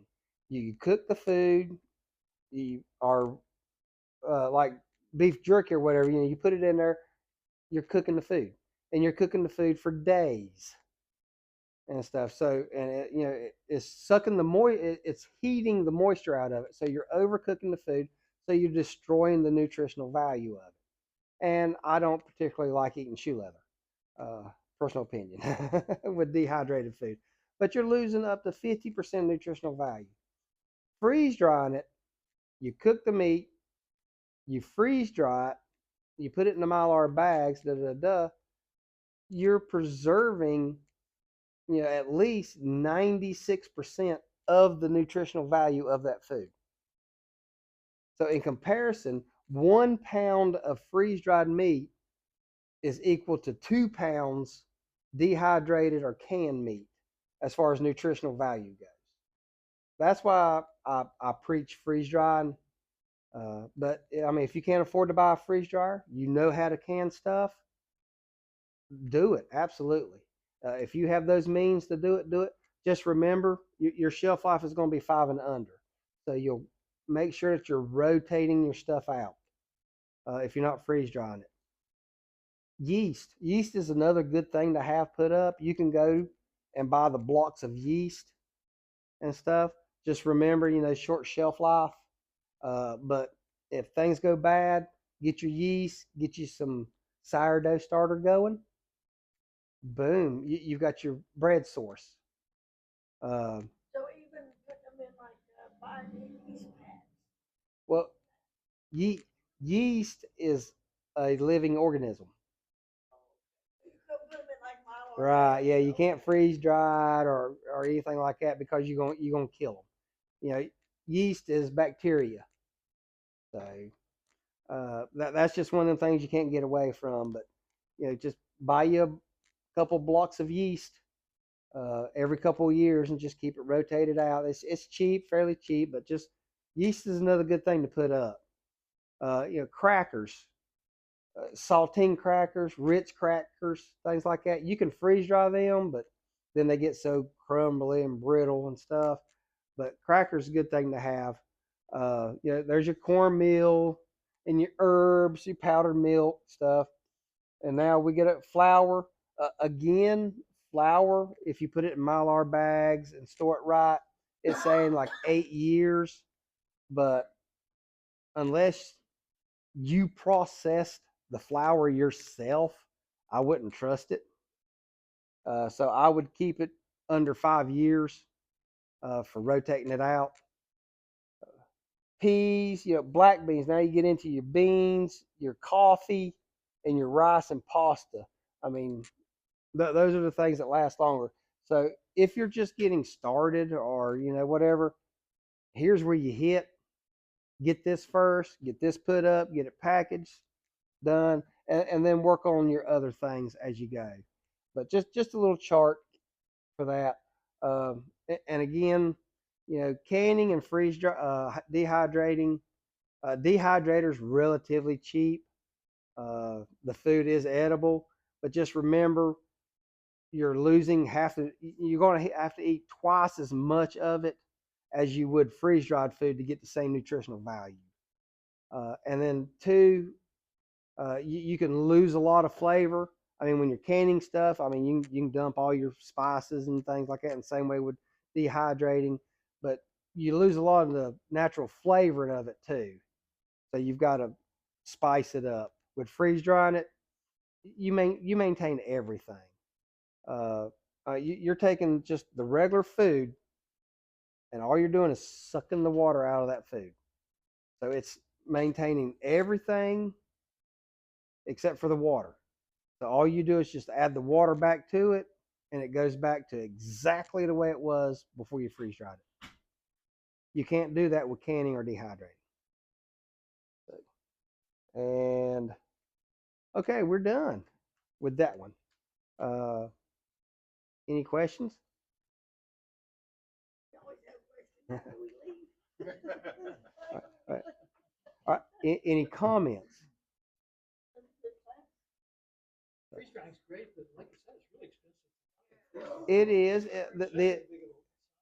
The initial purchase, it hurts. But now, if you have like a group of people, if you have a family, you and your brother and your sister or whatever, kind of wanting to get into it, you can split it up and then share the freeze dryer. Okay, so for us, I've had to change it a little bit as we learn as we're doing it. What I have in there now is called sour sop. I can take it back there and show you.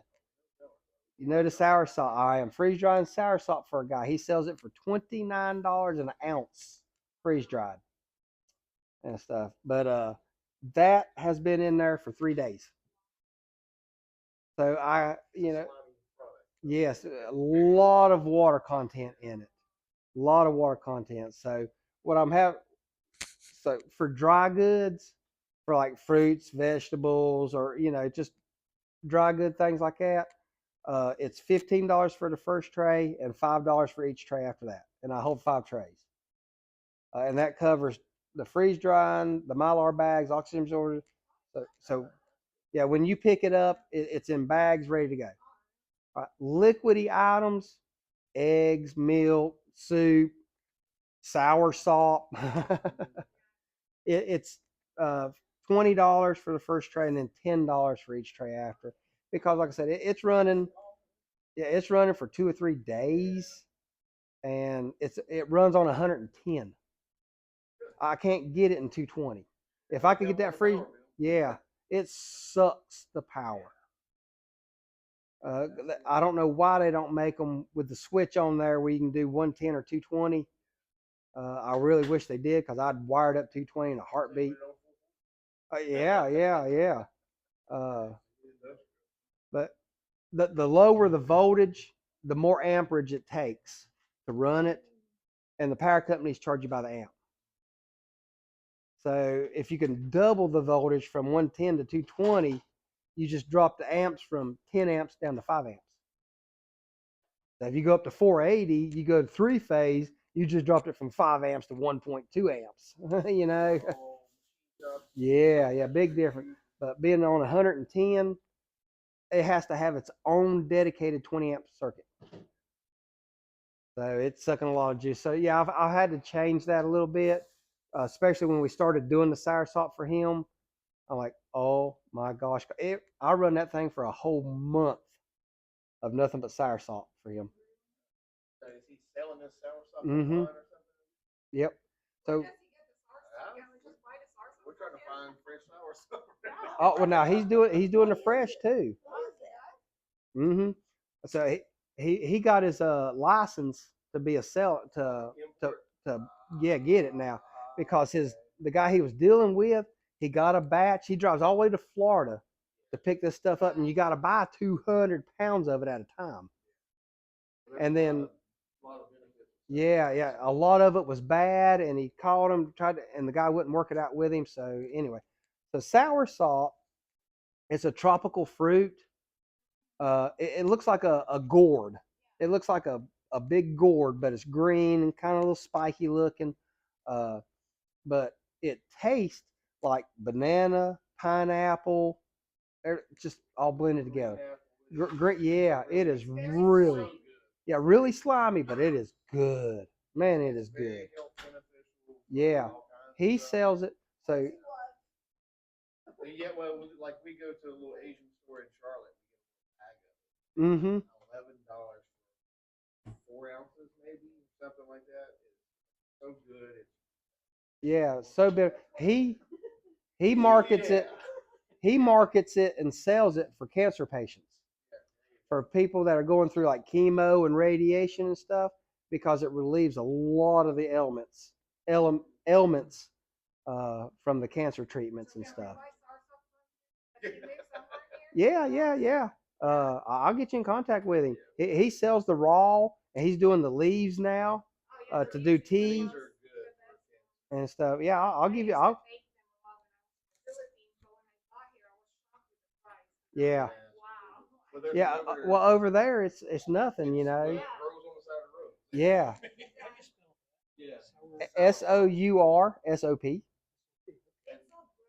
Now yeah, the sliminess, but when you freeze dry it takes all that away. There is another Yeah. term that you'll see it under Yeah. sour salt or Gabiano. Yeah, there we go. I was about to say it's got a long name. Yeah, sour salt. Sour salt. It's actually a relative to he brings you something called durian. Yeah, you don't want to mess with that. Really? Oh my God. Ugh. Oh man. But it's what you're accustomed to. You know, it's what you grow up eating and stuff. You know, everybody's different. You know, every culture's different. Sushi. No, I don't eat raw fish. No, I'm not eating raw fish. But it's what you're accustomed to. Calamari. No. I'm not eating squid. Yeah. Shrimp. I don't eat shrimp. Anything that crawls on the bottom and eats whale poop. Just shrimp or bottom feeders. Yeah. Flounder, if you eat flounder, it's a bottom feeder. Yeah. I don't eat. I eat it all. Yeah. I eat very little seafood. Very little. But you stop and think, cows. Cows walk around and eat grass and cow poop. So, but anyway, well, thank y'all for coming again. I hope it was beneficial. Um, Again, you know, and I say this every time: questions. If you've got questions, come with your questions. That's what we open the store for, is to answer questions. Like I said, I've been doing this for a long time. I love gathering knowledge and learning the not traditional ways of doing stuff and how to do things. So, like storing water, doing your rain barrels, different things like bunkers and stuff. Um, I know I was talking to you about them big things of water. Yeah, the big totes. Yeah, but I was thinking. Thumb drives. I was thinking, with only like people of two, that would be too much. But once you open it, Right. so I was thinking I'd probably need something smaller than big 5 gallon. Water goes a lot faster than you think. I mean, so you got to drink it. Oh yeah. You got to use it for sanitation. You got to use it for flushing or whatever, for washing your clothes. I mean, before you know it, they say rule of thumb is a gallon a day per person. You're not going to live long like that. Just a drink. Yeah, that's just a drink. Oh, you know what I was looking at the other day was one of those manual washing machines. Oh, Yeah. You know, and I'm like, I gotta get one of them. Now my sister has one. She lives in an apartment. She bought one. She's never used it. But I mean, the old washboards. Yeah, build you a washboard. I mean, and see here. Little thing. Yeah, but you look at the washboards now. If you go to buy a washboard now, you're gonna pay $100-$200 for one. I don't know. Trying to find the missing. But we don't want to speculate. At this time, there's a lot of speculation and question around it. But again, there's going to be a floor. But what you can do is buy a piece of corrugated metal, roofing metal, cut that, build your little wooden frame or whatever around it. You just made your washing board, for a fraction. So that kind of ingenuity and being able to figure things out, how to take a car alternator, take it off, turn it into a permanent magnet generator and generate your power. Hook it to an exercise bike, boom, charge your batteries up, turn your lights on. Just yeah. So much knowledge out there that's just been lost. Ram pump. How to get water from your creek up to your house. Say your house is 300 feet away, and it's uphill. Ram pump, man. It runs on no power, nothing. It runs itself. It runs on flow. Yeah, well, it's. I can show you video of it and stuff, but it just runs. And you can pump water uphill to your house. Yeah. It's a good place to look at or buy I don't mean dehydrated. I mean the freeze dryer. Well, I know somebody that sells them. Just so happens. But I mean like a big one. Well, yeah. I can get you whatever you want. Harvest Right. I'll show you mine. Mine's a large. But they make a small.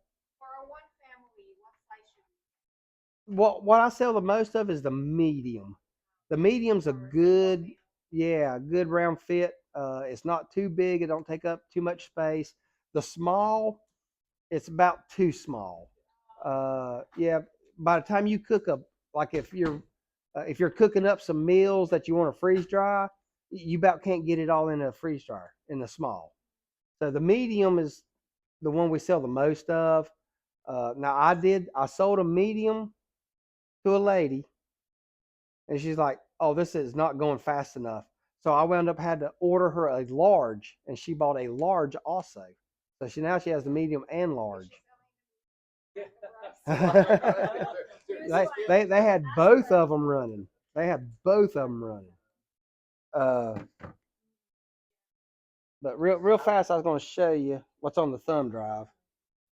Well, I can show you right here if I can see. Is it the same thumb drive you gave us before, or is it different? Uh, Number that it you're prepping 101. it might be the same. I'm trying to find the folder. It might be either. Let me just do this. But for um, I'll show you here and then.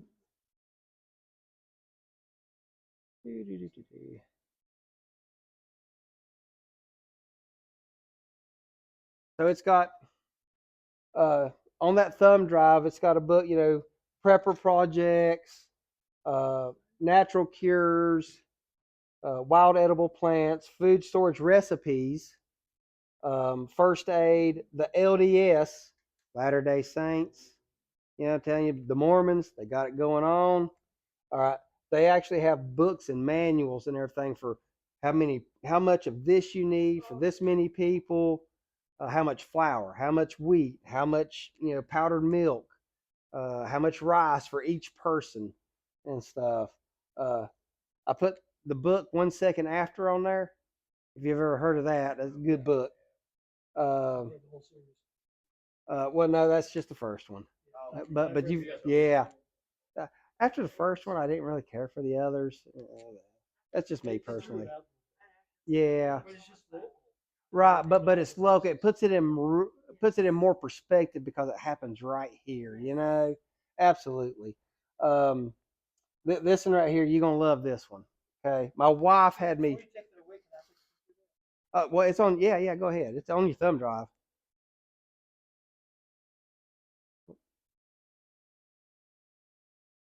Here, I can make it bigger. Here, hang on a minute. There we go. All right, this right here, Stoney's Curious Compilation of Practical and Obscure Skills. What a name! But you're gonna love this. Oh,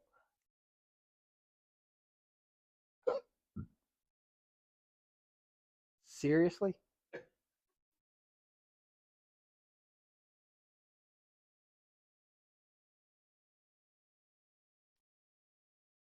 Oh my gosh! Well, if y'all, this is one of the thumb drives. So if you plug it in and you have problems, bring it back.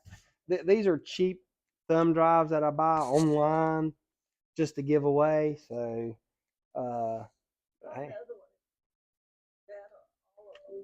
well, if it does it again on another one, then I'll just say come back next weekend or something and pick it up. Hopefully, it's not.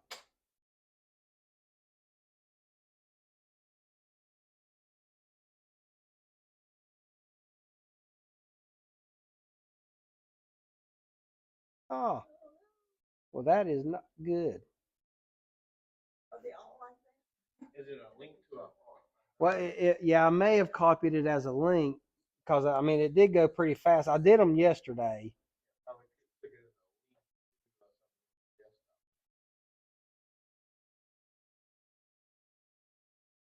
Uh, but anyway, I'll make everything right. But here's that book. So it's 1,400 pages.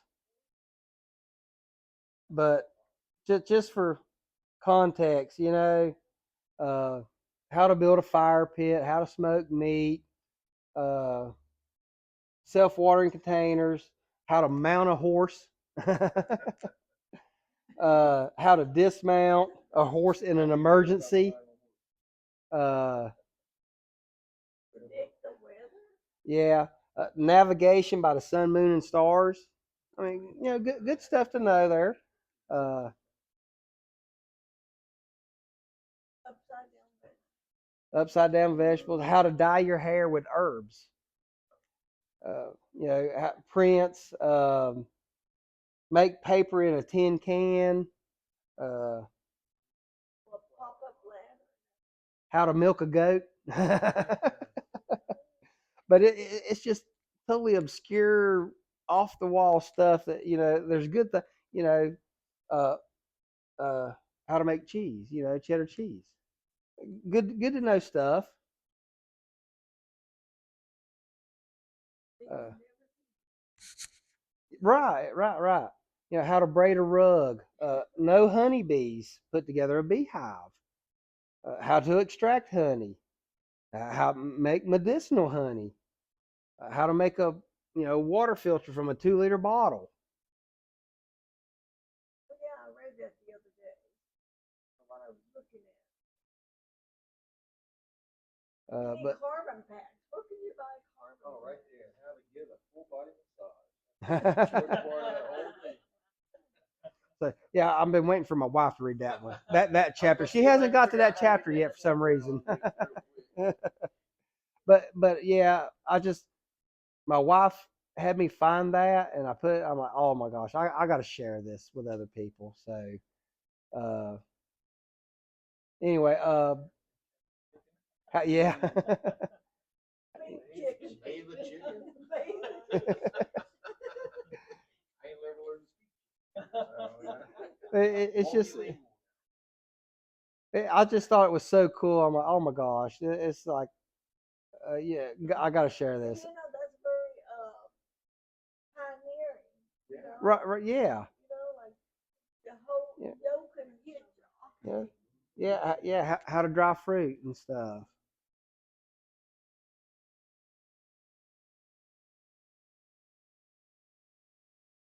How to field dress a deer.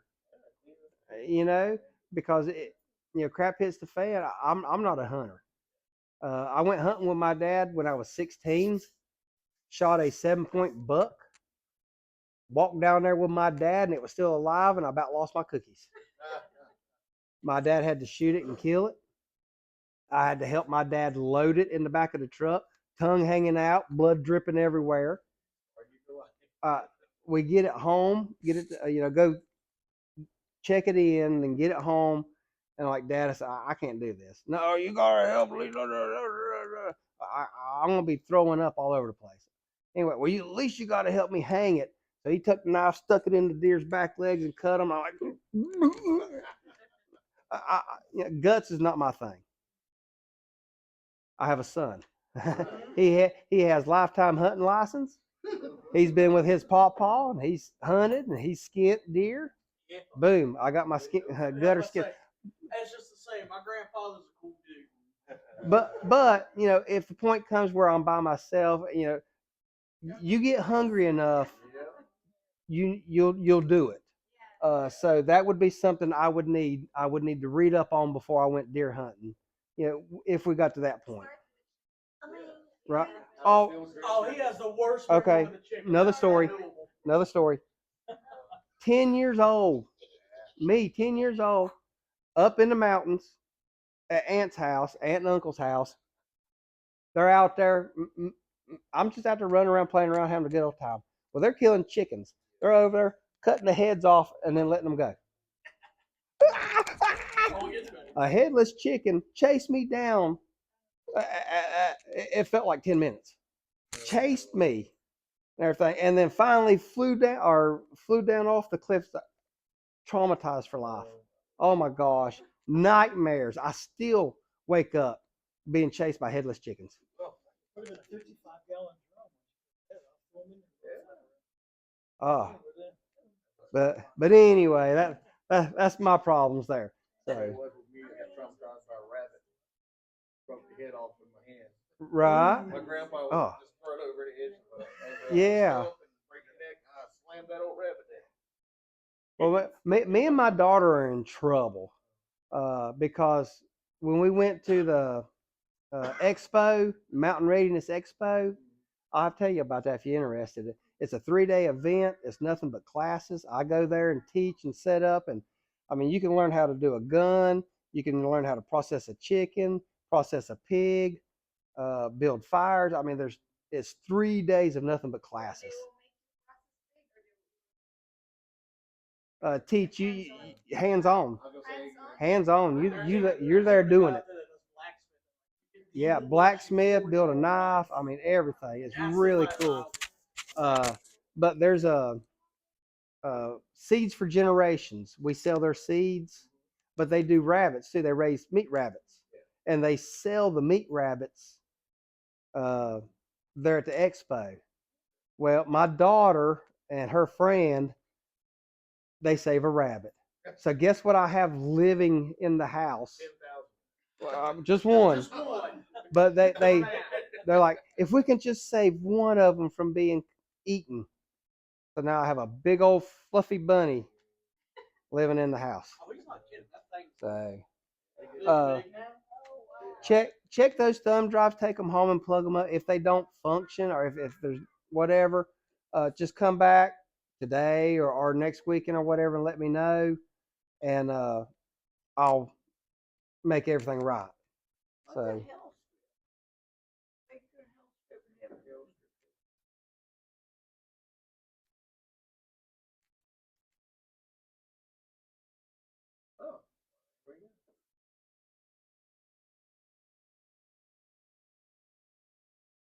okay. So the part that the city makes you make Yeah. take care of, but you don't It's not your property, but you got to take care of it. Yeah. Okay. No. Stories. Hang on a minute here. Let me just close this out. Stories, curious compilation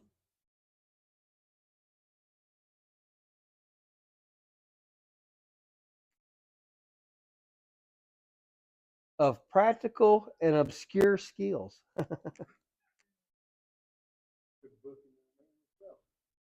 Yeah. Yeah. But this is that like that LDS book that's on there too. Um, so as we go down through here, it's hard for me to even rationalize Mormon faith. But yeah, well, if I can get down to it, see, I mean, they sell their own food. Thrive. If you've ever heard of food called Thrive, it's Mormon. It's all Mormon. Augustin Farms, it's all Mormon. Ready Hour, it's Mormon. Mm-hmm. Uh, but yeah, how to store stuff. Let's see. Come on in, or keep going. So like right here, a 1 year supply. 400 pounds of grain, 60 pounds of beans. But it breaks it down. It gives you list. Your different types of grains, your different types of pasta, and stuff like that. So it's a really beneficial. I mean, I would veer away from the other stuff and just focus on this part of it. I mean, anybody to think that when Jesus was crucified and died and rose again on the third day, and then he says, "Wait a minute, Israel is not my church, or the Christians are not my church. Here, let me go over to America and talk to this guy here and make him a prophet and build my real church." And then he dig God, angels lead him to dig up golden tablets of the book, and Yeah.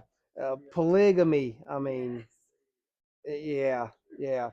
Secret underwear that they have to wear.